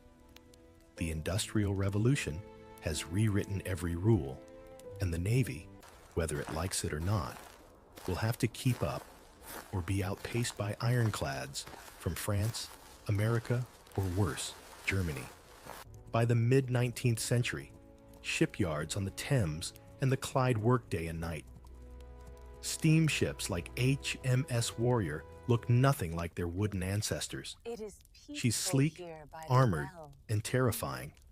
A floating fortress of black iron, longer than any church nave and strong enough to shrug off cannonballs that once decided wars. When she launches in 1860, crowds cheer not just for a ship, but for a symbol. Britain has learned to industrialize the sea. Yet all this progress comes with a new kind of fear. Steamships need coal, and coal means colonies. Fuel depots scattered across the globe to feed the engines of empire. The map fills with dots labeled coaling stations. Gibraltar, Malta, Aden, Singapore, Cape Town. It's like a spiderweb spun across the oceans. Every line on that map means control, but also dependence. The empire's power now hinges not on wind, but on supply chains. Sound familiar? The sailors change too. Fewer ropes, more wrenches. Less poetry, more procedure. The songs of the sea are replaced by the grind of gears. You meet stokers below deck, their faces blackened by coal dust, their lungs scarred before 30. It's brutal work, invisible but essential. The officers above enjoy tea and brass fittings, while the men below feed the fire that keeps the empire running. It's progress, but it smells like sweat. And then comes war, the great test of every new invention. At the Battle of Navarino in 1827, steamships assist the sailing fleet, awkwardly proving their worth. By Crimea, the mix of sails and smoke feels almost natural. But it's during the late 1800s, when the Royal Navy launches its dreadnoughts, that everything changes again. HMS Dreadnought in 1906 makes every other battleship instantly obsolete. Bigger guns, turbine engines, steel hull, speed, efficiency. It's the smartphone moment of naval warfare. Every other navy panics. The arms race begins. The Admiralty calls it command of the sea. Ordinary people call it what it is, expensive. Britain pours fortunes into keeping its navy 2 steps ahead of everyone else. Taxes rise. Newspapers praise it as national pride. The fleet becomes both shield and status symbol, a reminder that the empire is still the world's police, banker, and judge rolled into one. But if the ships are growing stronger, the sailors are still human. Accidents happen. Boilers explode. Fires spread faster through iron corridors than through oak decks. Men go deaf, blind, or missing. Yet they keep signing up, chasing adventure or stability, or just the promise of 3 meals a day. Some never see battle, spending entire careers circling the globe in gray steel giants that look more like prisons than dreams. The irony isn't lost on you. The Navy that once mastered nature now depends entirely on machines. Captains consult charts filled with fuel calculations, not stars. Admirals speak of logistics more than courage. And yet, the spirit of the sea remains. When you step out on deck, feel the cold wind against the smoke, and look out toward the endless horizon, you realize something hasn't changed at all. The hunger to conquer distance, to prove that the ocean still answers to Britain. A bell rings. The engine slows. You watch black smoke dissolve into the night sky, leaving a faint shimmer of ash that drifts back to sea. The ghost of the Empire's ambition, carried on the same wind it once believed it owned. You'd think that by now, with steam hissing through the pipes and brass polished to perfection, the Royal Navy would have ironed out its rough edges. But no, below deck, the hierarchy still rules with the precision of a pocket watch and the warmth of a tax audit. The Navy is more modern, yes, but it's still built on an invisible ladder. Every rung smells faintly of sweat and superiority. You start at the bottom, of course, ordinary seamen. You eat, sleep, and breathe in spaces so cramped you could shake hands with the man in the next hammock without lifting your head. Your world is damp, loud, and always moving. If you're lucky, you'll serve under an officer who believes in fairness. If not, you'll learn how fast a man's dignity can vanish when his commanding officer needs to prove a point. Up top, things look very different. Officers dine under lamplight, surrounded by gleaming silverware and the soft clink of crystal glasses. They quote Shakespeare and discuss politics, while the men who rode them to glory eat stew that could double as glue. Class is the Navy's true North Star. Your berth determines your bunk, your meal, your future. It's not just a job, it's a reflection of Victorian Britain itself. The contrast could be comical if it weren't so consistent. One historian once called the Navy a floating England, and he wasn't wrong. Aristocracy above, labor below, all pretending it's teamwork. You can picture it clearly. An admiral's cabin lined with maps and mahogany, while just a few decks down, stokers stripped to the waist, shoveling coal into a furnace that roars like an angry god. Have a good evening. They might both serve the same flag, but they live in different worlds. Sometimes, though, those worlds collide. A ship in a storm doesn't care about your accent or your title. When the waves rise and the deck tilts, every man grabs the same rope. That's the strange democracy of disaster. The sea, more than any admiral, enforces equality for a few terrifying minutes at a time. You wonder if that's why so many sailors say they trust the ocean more than their officers. It punishes without prejudice. Not everyone accepted this unspoken class divide quietly. By the late 19th century, murmurs of discontent grew louder. Education was spreading. Newspapers printed stories of injustice aboard Navy ships. Men began asking questions, dangerous ones, like why bravery and birthright had to be linked. The rise of trade unions on land began to echo faintly through the steel corridors at sea. There's one story about a ship's cook named William Brown, who dared to demand better food rations for the crew. The officer laughed in his face. Brown stopped laughing too. He organized a collective refusal to serve until the meat wasn't rotten. They called it mutinous behavior. The Admiralty called it a matter requiring discipline.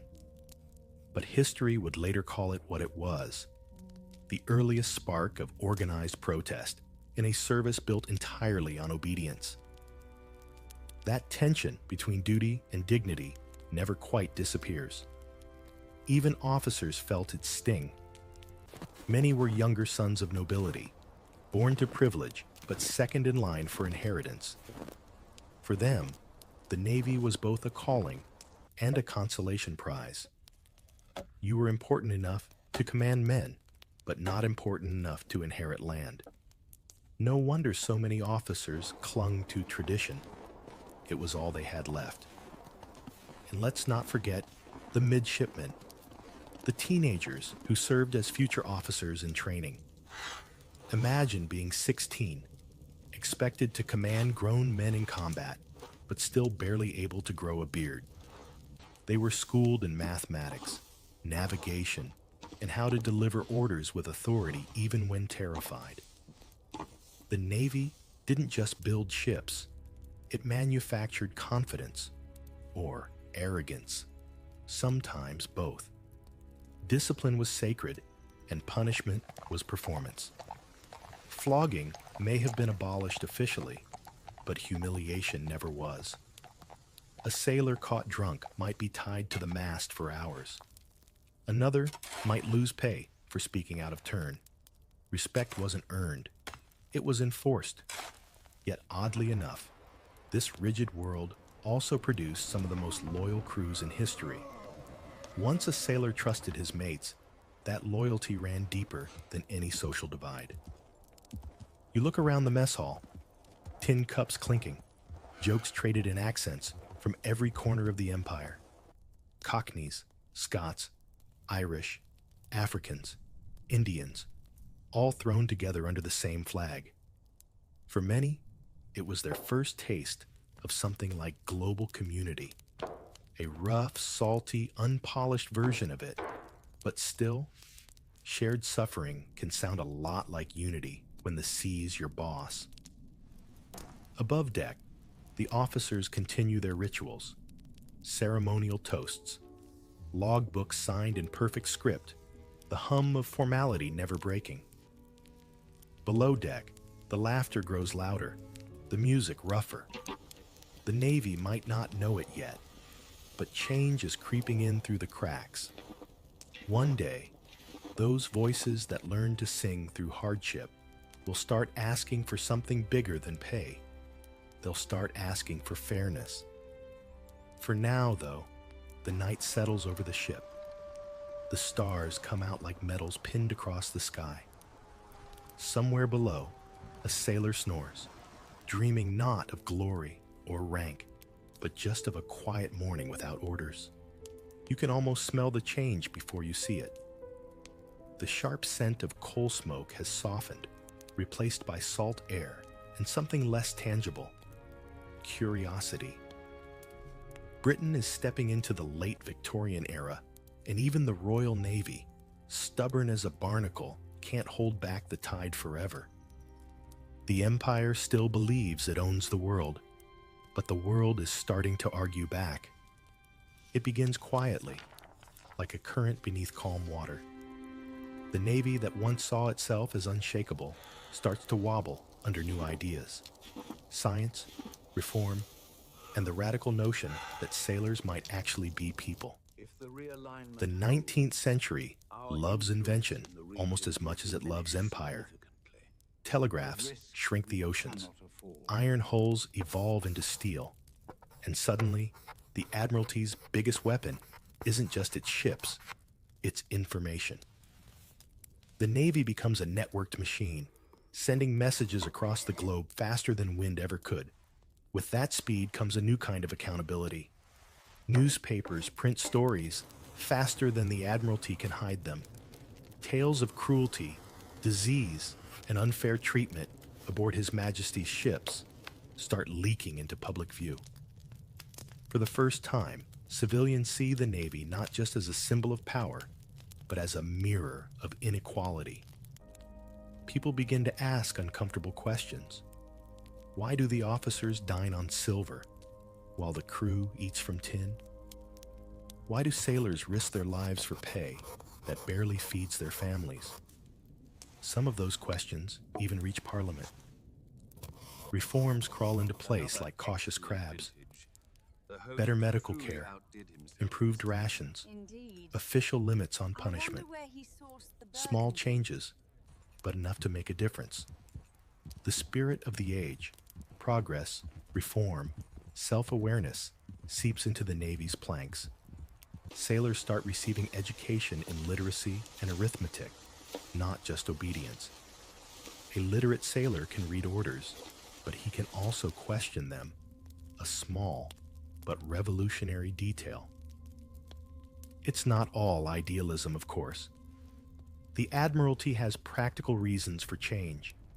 The Empire is vast, its coasts stretching from Canada to the Caribbean, from India to Australia. Running it requires sailors who can think, not just follow. Steam engines need mechanics. Navigation demands math, and modern warfare is too complex for blind obedience. The Navy is forced to evolve not because it wants to, but because the world demands it. Still, tradition digs in its heels. Senior officers complain that the lower ranks are getting ideas above their station. Some mutter that teaching sailors to read will only make them discontent. They're not entirely wrong. Knowledge is dangerous when paired with confinement. The Navy has always run on discipline, and every book or newspaper brought aboard is a small crack in that armor. At the same time, something else is brewing on land: the labor movement. Factory workers and miners are forming unions, and the idea of collective strength floats across the sea. The Navy doesn't allow unions. God forbid sailors organize, but they read about them, whisper about them, imagine them. The thought alone changes the temperature below deck. You pass through the ship's engine room, and the air feels thick with more than just heat. It's ambition. Sailors talk about wages, about fairness, about being treated like men instead of replaceable parts. Some officers secretly sympathize. Others double down on discipline. It's a strange mix of fear and hope, like watching an old building creak before it renovates itself. The technology keeps racing ahead. Torpedoes, electricity, new communication systems. Ships become faster, deadlier, more complex. But the sailors operating them still face the same simple struggles: exhaustion, loneliness, hierarchy. Progress, it seems, doesn't always trickle evenly through the ranks. The Admiralty boasts of innovation. The men below deck still share the same spoon. And then there's the world outside Britain. Across the Empire, colonies are stirring. India, Africa, the Caribbean. Places once seen as obedient outposts now pulse with independence movements. The Navy, which once enforced empire, begins to feel the burden of maintaining it. Every flag raised over a foreign port feels heavier now. You can sense it in the officer's tone. Less triumph, more tension. By the end of the century, even the public's tone has changed. The Navy remains a source of pride, but pride is starting to sound old-fashioned. The younger generation dreams of invention, not conquest. They're reading Darwin, not Drake. The days of God, gold, and glory are quietly giving way to science, steam, and survival. You lean on the rail as the sun sets behind the ship, painting the horizon in brass and smoke. Somewhere on deck, a young stoker reads a pamphlet on workers' rights while pretending it's a manual. The officer passing by doesn't notice, or maybe he pretends not to.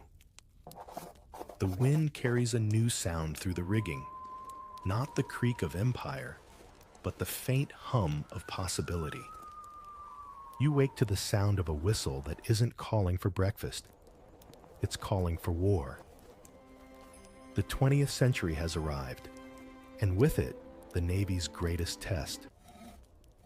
The empire that once bragged about ruling the waves is about to learn how fragile even steel can be. You can feel it in the air. the calm before the chaos, the kind of quiet that only comes before history decides to explode. When the First World War begins in 1914, the Royal Navy is at its peak. The dreadnoughts, those enormous steel monsters, are the pride of the fleet, built to intimidate the world. The Admiralty is confident. We have the ships, we have the men, they boast. What they don't have yet is the realization that war has changed. The enemy now hides under the water, not across it. Submarines, the U-boats, make the ocean unpredictable. Suddenly, being the biggest fleet doesn't mean being the safest. You watch as convoys snake across the North Sea, each ship a floating target. Sailors no longer face grand battles under open sky. They face silent hunters in the deep. The dreadnought's cannons, once the symbol of power, can't touch what they can't see. The Royal Navy adapts slowly, painfully. Convoy systems, sonar, depth charges. But every lesson costs lives. It's like trying to learn to swim while already drowning. And yet, through all the chaos, pride remains a kind of armor. You meet sailors who laugh in the face of danger, their humor as dark as the water beneath them. If we're going down, one says, at least it's not in a German ship. It's gallows humor, but it keeps them sane. The Navy that once enforced empire now protects survival itself. Britain's island status, once a boast, becomes a vulnerability. Without control of the sea, the empire starves. World War I ends with victory, but not triumph. The ocean has changed, and so has the Navy. The age of glory has rusted into something grimmer. The officers who return home find fewer medals waiting and more questions asked. The cost of keeping an empire has started to outweigh the pride of having one. Ships are mothballed, budgets cut, and men who once served the crown end up queuing for work. The empire, like an old ship, is still afloat, but leaking slowly. Then comes the next storm, 1939, the Second World War. Once again, the Royal Navy braces for impact. The fleet is smaller now, but technology has grown sharper. Radar, sonar, aircraft carriers. The sea is no longer ruled by battleships alone. Airplanes can sink what once seemed unsinkable. The Battle of the Atlantic becomes a war of endurance, not glory. Convoys crawl through deadly waters, hunted by German U-boats. Sailors fight exhaustion, cold, and fear with little more than discipline and tea strong enough to strip paint. You can almost taste the salt and oil in the air. A ship rolling in gray waves, men shouting over the sound of the engines, the distant thump of explosions. No uniforms gleam here. Everything is soaked and filthy. The Empire's great machine now runs on human endurance. Every sailor knows someone who didn't make it back. And yet, even in the bleakest moments, the Navy finds ways to adapt. Women join as WRNS, the Women's Royal Naval Service, taking on critical roles in communications and intelligence. It's not equality yet, but it's a crack in the armor of tradition. For the first time, the Navy begins to realize that courage doesn't belong to one gender, one class, or one accent. When victory finally comes in 1945, the celebrations feel strange, tired, grateful, but uncertain. The empire that emerged from the war isn't the same one that entered. Britain may have survived, but it's no longer the world's unquestioned master. The colonies are restless, the coffers are empty, and America now calls the shots. The Royal Navy, once the symbol of global dominance, must learn to live with humility. Ships that once carried flags of conquest now carry humanitarian aid. Destroyers escort refugee vessels instead of convoys. Thank you, Sailors who grew up hearing about Britannia ruling the waves now joke much that will this Britannia make can start? barely afford to fuel them. And yet, there's something quietly noble in the shift. A sense that service means more than power. The old veterans feel it most. Men who fought at sea for empire now watch their sons serve for peace. They grumble about politics and modernization, about how the ships look more like factories than war machines. But deep down, they know the Navy's purpose has changed. Once it ruled, now it protects. Once it conquered, now it connects. The sea, of course, remains the same, vast, cold, and indifferent. But the sailors walking its decks carry a new kind of pride, not in empire, but in endurance. The Royal Navy has weathered storms, revolutions, and now 2 world wars. And it's still afloat. Just barely, perhaps, but still there. You stand at the rail of a gray destroyer as dawn breaks, the horizon painted pink and gold. The war is over, the empire is fading, and the waves roll on as if nothing ever happened. For a moment, you understand why sailors always look toward the horizon. It's the only thing that never stops moving forward. The guns have gone quiet, but the tension hasn't. The war is over, yet the Navy feels caught between centuries. Too modern to be romantic, too traditional to be comfortable. You can almost hear the groaning of history itself, like a ship adjusting its weight after a storm. The empire that once fed the fleet is dissolving piece by piece, and the sailors who grew up saluting the Union Jack over half the globe are suddenly wondering what exactly they're defending now. It starts with a whisper. In 1946, the Navy's ships are everywhere. Singapore, Malta, the Caribbean, but their purpose feels blurred.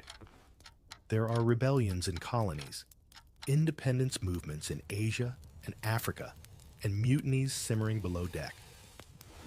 The men are tired, war-weary, underpaid, and unsure why they're still patrolling seas that no longer belong to an empire. In 1946, at the Royal Indian Navy, a full-blown mutiny erupts. 20,000 sailors rising against British officers in Bombay, flying the tricolor flag of India on their ships. It's the kind of rebellion the Admiralty thought impossible. The message is clear. The old order is cracking. The Empire's ships still sail, but the loyalty that once held them together is evaporating faster than morning mist. Across the colonies, similar murmurs spread. Kenya, the West Indies, Singapore, everywhere the Navy once symbolized control, it now represents the past. You walk along a dockyard in Portsmouth and notice something strange. The ships still gleam, but the crowds that used to cheer them look smaller, quieter. Britain is broke, rationing food, rebuilding cities, and losing colonies one by one. The Royal Navy, once the pride of the nation, is now a question mark in its own story. What is a global navy without a global empire? Inside the Admiralty, debates rage. Some argue that the Navy must shrink with dignity, focusing on defense and alliances. Others refuse to let go of the old grandeur. But the Cold War settles that argument quickly. The empire may be gone, but there's a new ocean to control, one made not of water, but of ideology. Britain joins NATO in 1949, and suddenly the Navy's mission is rewritten. No longer to rule the waves, but to guard them. Submarines become silent hunters in the dark, carrying nuclear missiles that could end the world several times over. The sailors who once feared storms now fear silence. the kind that hums deep under the Arctic, where submarines stalk each other like ghosts. It's a different kind of warfare, invisible, psychological. You sit inside a cramped metal tube hundreds of meters beneath the surface, surrounded by sonar pings and recycled air. The crew speaks in whispers. Everyone knows that one wrong move could trigger something far worse than cannon fire. The old songs about adventure and glory don't fit anymore. The Navy is still powerful, but it's also strangely lonely. Meanwhile, back home, the country is changing faster than the Admiralty can keep up. Britain is becoming a welfare state, a democracy that talks about equality instead of empire. Sailors return from service to find a society asking whether duty still means obedience or conscience. The Navy can't ignore it forever. When the rest of the country starts talking about fairness, even the fleet must listen. You start hearing new accents on board: Caribbean, Indian, African. The very people once ruled by the Empire now wear the same uniform as the men who ruled them. It's not seamless. There are tensions, slurs, awkward silences. But slowly, the Navy learns that tradition can coexist with transformation. The Commonwealth replaces the Empire, and the Navy becomes its reluctant symbol. Less of domination, more of cooperation. Still, beneath the surface, the old ghosts stir. Officers still come from certain schools, sailors still from certain streets. The class divide hasn't vanished, it's just quieter, and yet something undeniable is shifting. The camaraderie forged in war and Cold War begins to blur those old boundaries. You start seeing crews where rank still matters, but respect must now be earned, not inherited. There are moments of resistance, too. In 1955, sailors in the Mediterranean refuse orders after unbearable conditions below deck. An unofficial strike. The Admiralty panics, of course, but eventually admits it needs reform. Pay improves, quarters modernize, punishments soften.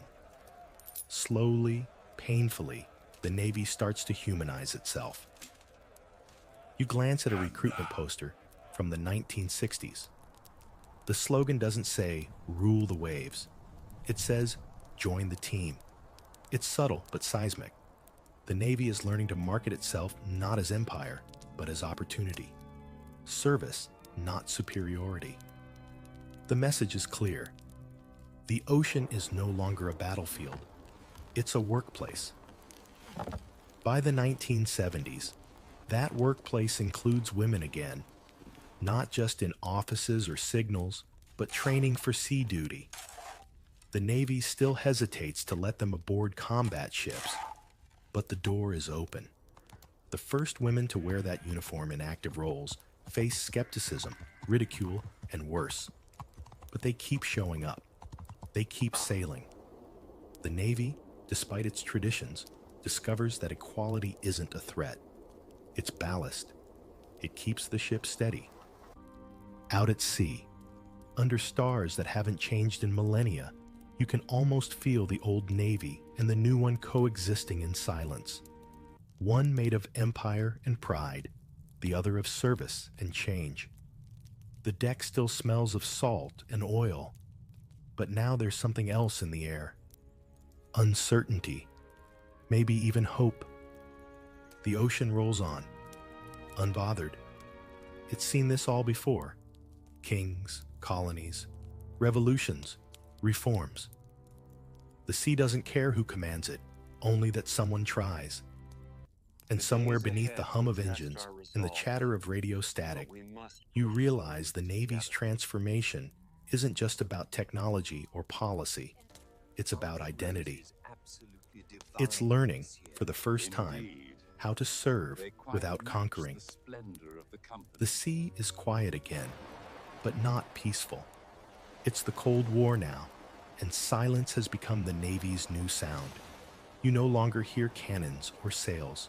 You hear the low hum of nuclear submarines moving unseen under the ice. Somewhere beneath the Arctic Circle, men sit in metal tubes for months, holding enough firepower to erase cities. And here's your hook. The Empire is gone, but the Navy still holds the end of the world in its hands. The Admiralty calls it deterrence. Everyone else just calls it terrifying. The Royal Navy's submariners become the hidden backbone of Britain's defense. They don't wave flags or sing sea shanties. They monitor blinking lights, listening for signs of Armageddon.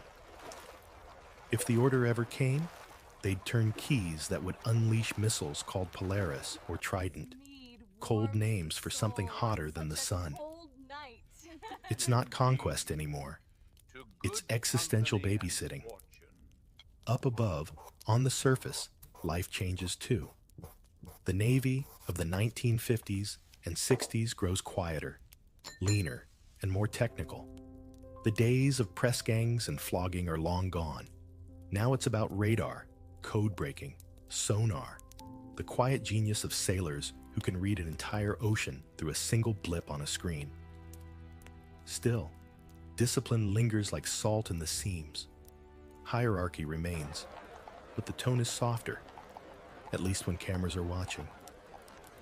You step into a Cold War destroyer, and it feels less like a ship and more like a small, floating city. Coffee machines hum next to missile controls. Radios spit out BBC broadcasts between coded messages. There's laughter, boredom, tension, and always that strange mix of pride and fatigue. You ask one sailor what it feels like to serve during peace. He shrugs. It's not peace. It's just a quieter kind of war. Back home, Britain itself is changing faster than the tide. The 60s bring civil rights marches, feminism, music that shocks the elders, and a slow collapse of everything labeled proper.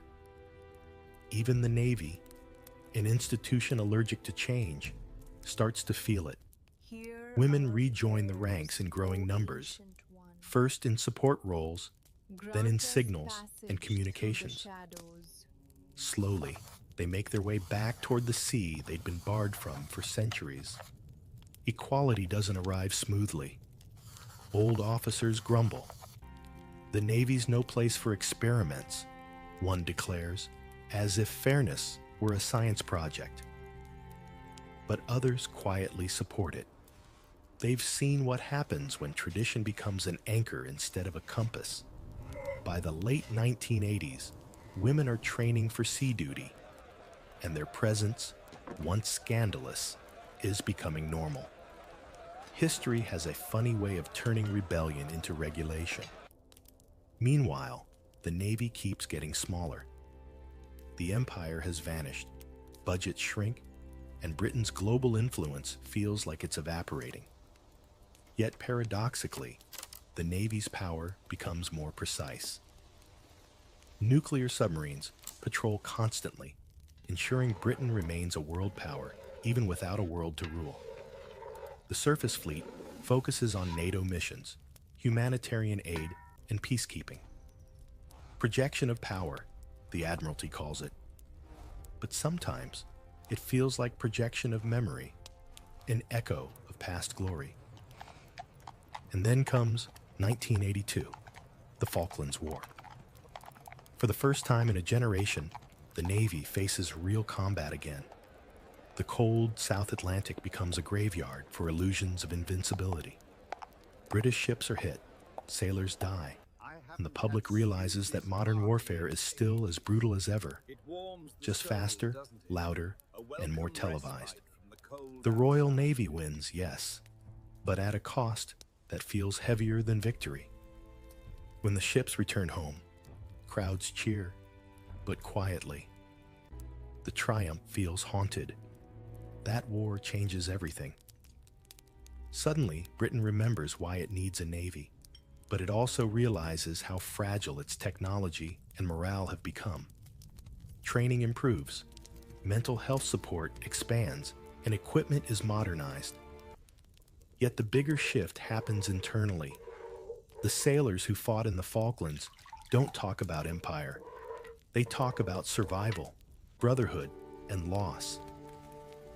It's a different kind of pride now. One rooted not in domination, but in endurance. The 1990s roll in with new buzzwords: professionalism, equality, globalization. The Navy adapts again, though reluctantly. Women start serving on warships. Ethnic minorities rise through the ranks. The world sees the Union Jack not as a symbol of empire, but as a flag that shows up when there's a disaster: tsunami, famine, refugee crisis. The Navy becomes less about fighting wars and more about preventing them. It's not as glamorous, but maybe it's finally honorable. You might ask, does that make it weaker? Maybe not. Maybe it makes it more human. The sailors of the modern Royal Navy are trained not just to follow orders, but to think, to de-escalate, to rescue, to rebuild. The empire is gone, but compassion has crept into its place. You can feel it in how they speak, in how they describe their duty. We serve, they say, and for once, it doesn't sound like submission. It sounds like choice. Out at sea, the waves look the same as they always have: gray, endless, indifferent. But the men and women who sail them now see something different in the horizon.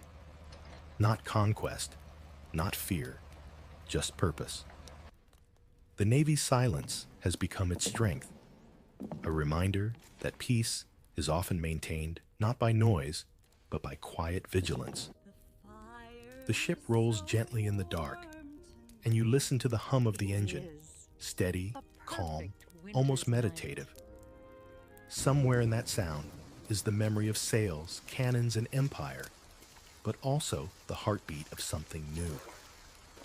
For the first time in centuries, the Royal Navy is learning how to exist without ruling.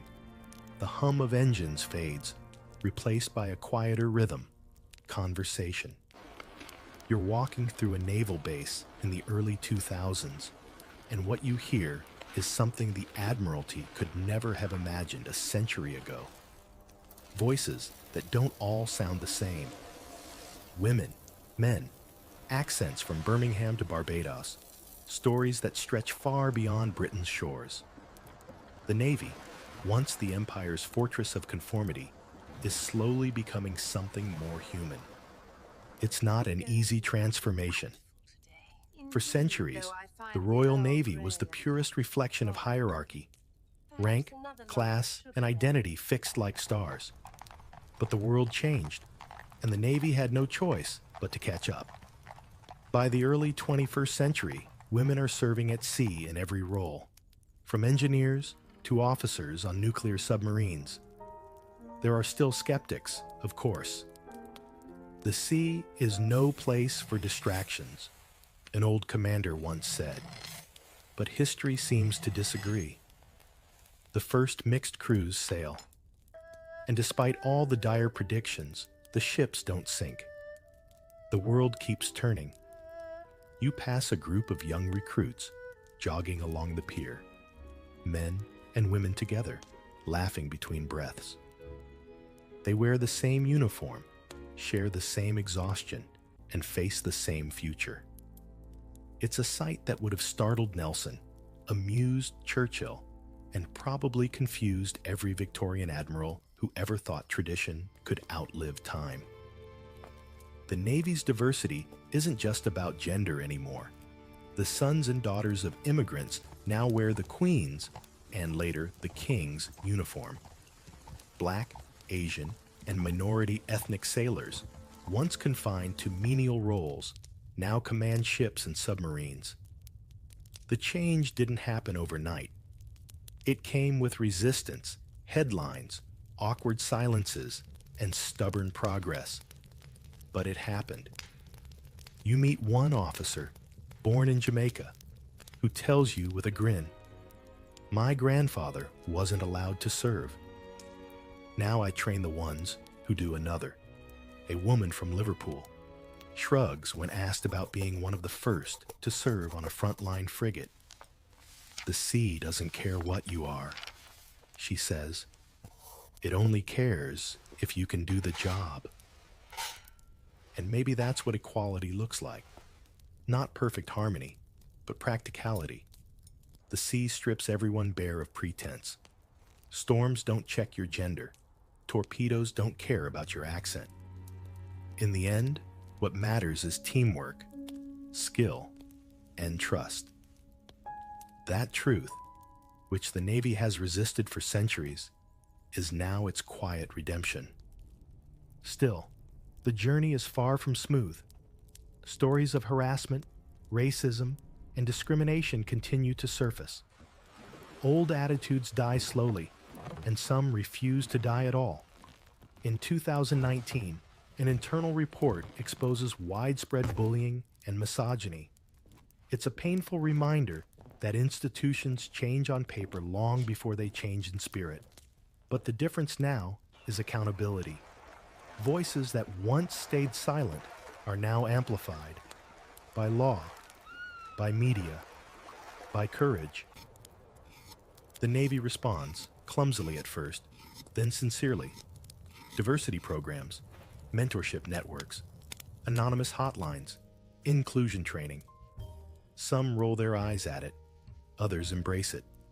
But beneath all the bureaucracy lies something genuine, a will to adapt, to stay relevant in a world that no longer tolerates exclusion. It's not about political correctness. It's about survival. The modern Navy knows it can't face the future using the tools of the past. Out at sea, equality takes a quieter form. A petty officer corrects a young sailor's mistake without shouting. A mixed crew shares a meal after a long shift. Laughter echoing in a space where, decades earlier, such a scene would have been impossible. Small victories, almost invisible, but history often hides in small things. The missions have changed too. Anti-piracy patrols off Somalia, humanitarian relief in the Caribbean after hurricanes, evacuations during crises. The Navy's role is no longer about ruling the world. It's about helping it stay afloat. You can feel the shift in tone. Less empire, more empathy. For once, the Navy's strength isn't just in its weapons, it's in its people. If you squint, you can still see the ghost of the old Navy in the brass fittings, the ceremony, the polished boots. But standing beside a diverse crew on a modern warship, you realize the meaning of service has finally evolved.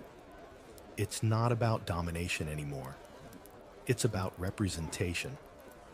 The Royal Navy has become a reflection of the country it serves, not the empire it once ruled. One young sailor puts it simply as you watch the sun sink behind the horizon. We're all just trying to keep the ship steady. That sentence, said with a grin and a shrug, sums up the journey perfectly. The ship rocks gently in the dusk. The old world and the new one share the same deck for a moment. Above you, gulls circle lazily, and the waves lap against the hull with the same rhythm they've had for centuries. The sea doesn't care who you are. It never has. But finally, after all this time, the Navy seems to understand that too. You can almost feel the quiet ache of endings now. The white ensign still flutters on the wind, but it no longer marks an empire. It marks endurance. The colonies are gone, the maps redrawn, and the Navy that once ruled half the world sails now on borrowed pride. Yet somehow, that makes what remains more sincere. You're no longer watching the story of power. You're watching one of transformation. By the late 20th century, the world no longer measures greatness in colonies or cannons. Instead, the Navy finds itself defending new kinds of borders, humanitarian ones, environmental ones, even moral ones. In 1991, during the Gulf War, British ships patrolled not to conquer, but to contain. In 2004, they rushed toward the Indian Ocean after a tsunami, carrying medicine instead of muskets. Decades earlier, those same ships would have carried conquest. Now, they carry comfort. That shift says more about Britain's soul than any victory ever could. You stand on the deck of HMS Ocean, a helicopter carrier that looks more like a floating city than a warship. The crew moves with quiet precision. Men and women, young and old, from a dozen backgrounds. Their mission today isn't war, it's rescue. The ship's hangar smells faintly of fuel and disinfectant. Helicopters lift off one after another, carrying food, supplies, and hope to places that have never heard of the Royal Navy. And that's perfectly fine. The age of recognition is over. The age of responsibility has begun. But transformation doesn't mean peace. The Navy's tasks remain dangerous, even when the battles are invisible. Piracy off the Horn of Africa, drug trafficking in the Caribbean, cyber threats in the age of satellites. The seas still demand vigilance. Only now, the Navy fights not for dominion, but for stability. It's a different kind of warfare, one measured in saved lives instead of taken ones. You think of the sailors standing watch at night, staring into endless black water, not for enemies, but for distress signals. They may never fire a shot, but they still face the same vast loneliness sailors have always known. The uniform feels lighter now, but the duty heavier. The Empire once gave purpose through pride. Now, purpose comes from compassion. Even the ships themselves seem to carry a quieter dignity. The great battleships are gone. No more HMS Victory or Dreadnought Thunder. The modern fleet is smaller, sleeker, full of sensors and screens. Drones buzz where seagulls used to glide. On the bridge, you can almost mistake the command console for an office workstation, except the ocean view is much better. The romance of the sea hasn't vanished. It's just become more digital. Yet beneath the technology, the same old questions persist. What does service mean when the nation no longer rules the waves? Why risk your life for a world that barely notices? Ask a modern sailor, and they'll shrug, smile, and say something like, "Because someone has to." That simple answer carries centuries of weight. Britain's place in the world keeps shifting, sometimes proudly, sometimes awkwardly. The Navy mirrors that mood. During the Falklands, it rediscovered its grit. During Iraq and Afghanistan, it rediscovered its restraint. In humanitarian missions, it rediscovers its heart. Each chapter writes another layer into the Navy's identity, from empire's fist to global neighbor. And yet, nostalgia still lingers. The public loves a parade, an old ship polished for tourists, a marching band in Portsmouth playing Rule Britannia. It's a ritual, not a boast anymore. A way of remembering who they were without pretending to still be that. When the Queen's funeral cortege sails down the Thames, or when the fleet salutes a coronation, you see centuries of history compressed into one slow, solemn motion. The Navy may not rule the waves, but it still rules the nation's memory. You walk past a group of young recruits fresh from training, laughing as they load gear onto a supply truck. None of them has ever seen battle. None of them cares much about Trafalgar or Empire. They joined for travel, or stability, or the simple desire to be part of something bigger than themselves. Maybe that's what service really means now. Not conquest, but connection. The sky over the harbor turns copper with sunset. The The ships glow like quiet giants, tethered but proud. Somewhere, a sailor hums an old shanty, the words worn thin by time but still comforting. We're bound for the horizon, it says. And maybe that's the point. After everything, the Navy's purpose has never truly been control. It's been motion, to keep going, to keep serving, to keep evolving. The waves slap against the hull, soft and steady, as if the sea itself is saying, the Empire may be gone, but the sailors remain. And as long as there's water, there'll be someone willing to cross it. The sea has a way of remembering everything. The thunder of empire, the silence of submarines, the laughter of crews who've long since gone home. You stand at the edge of a pier in modern-day Portsmouth, the smell of salt and diesel in the air, and watch the gray silhouettes of the Royal Navy's newest ships resting against the horizon. The same institution that once conquered continents now spends its days protecting strangers, rescuing the lost, and training in a world where power no longer means domination. It means decency. The 21st century Royal Navy looks almost unrecognizable from the one that ruled the oceans. There are no empires to defend, no trade monopolies to enforce. Instead, there are alliances to uphold, climate crises to confront, humanitarian missions to lead. A destroyer might leave port for the Red Sea 1 month and the Arctic the next, not to plant flags, but to deliver medicine, to map melting ice, or to intercept human traffickers. The sailors still live by duty, but that duty feels gentler, wiser, more aware of the world beyond the flag. The Navy ships gleam with quiet precision now. HMS Queen Elizabeth, one of the new aircraft carriers, stretches longer than 3 football fields and hums with power. But there's a humility to it.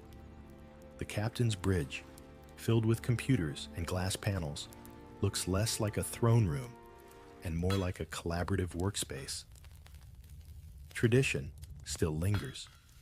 The morning salute, the ensign raising. But the tone has changed. The same gestures that once shouted supremacy now whisper respect. You walk through the corridors and see sailors tapping on tablets instead of scribbling in logbooks. Mixed crews move easily together, joking between tasks. The old barriers of class, gender, and color long washed overboard. It's not perfect. Nothing this old ever is, but it's different. Where once the Navy mirrored the Empire's hierarchy, now it mirrors the country's diversity. You realize the transformation wasn't sudden. It was a slow untying of knots, century after century, rope by rope. Still, even in this era of technology and diplomacy, the human element remains the Navy's anchor. A sailor on watch at midnight feels the same wind, the same isolation, the same flicker of awe that Nelson's men must have felt centuries ago. The uniforms may have changed, but the heartbeat of service, steady, resilient, stubborn, hasn't. We don't rule the waves anymore, one petty officer tells you with a grin. But we still listen to them. There's beauty in that humility. The Navy that once drew its strength from conquest now draws it from compassion. When hurricanes flatten Caribbean islands, it's the Navy that brings fresh water and generators. When war displaces civilians, it's the Navy that evacuates them. When piracy or pollution threatens the ocean, it's the Navy that intervenes quietly, efficiently, without the fanfare of empire. The idea of equality, once radical enough to cause mutiny, has become second nature. Women command submarines. Officers mentor recruits from every background. And same-sex couples walk hand in hand at naval ceremonies. The culture that once prized silence now values authenticity. For the first time in its history, the Navy no longer hides its humanity, it celebrates it. You stand on the deck of a frigate preparing to sail. The engines rumble softly beneath your feet. The captain, young, calm, smiling, steps beside you. You can't lead by fear anymore, she says. You lead by trust. The simplicity of it feels revolutionary. It took centuries of storms, literal and political, for the Royal Navy to reach this point. But here it stands, steady and self-aware, no longer an empire's fist, but an island nation's open hand. As the ship drifts from port, you glance back toward the coastline. The old dockyards still stand, brick arches blackened with time, cannons rusting like museum relics. But beyond them, cranes and wind turbines gleam in the evening sun. The horizon that once meant conquest now looks like continuity. The Navy hasn't lost itself. It's just shed its armor. The sea stretches endlessly ahead, reflecting the sky in silver ripples. You can almost hear the voices of every era blending together. Nelson's command, a stoker's cough, a radio ping beneath the Arctic, a woman's laughter on a modern carrier. All of it, somehow, part of the same song. The Royal Navy has transformed not by forgetting its past, but by outgrowing it. The wooden hulls became steel. The empire became a partnership, and the sailors became equals. And somewhere between those tides, a once unquestioned power found something even stronger, purpose. The waves roll softly against the bow as night falls. The lights of the ship flicker across the dark water like small, steady stars. You breathe in the salt air one last time, and it feels timeless, like history exhaling. The sea keeps its secrets, but this one, it's willing to share. The journey from empire to equality isn't about who commands the waves. It's about who listens to them. And now, as the tide quiets and the ships fade into moonlight, you can rest knowing the Royal Navy story has come full circle. From ruling to serving, from empire to equality. The sea hums its eternal lullaby, calm and endless, reminding you that even power learns to soften. Close your eyes. The waves will keep watch tonight.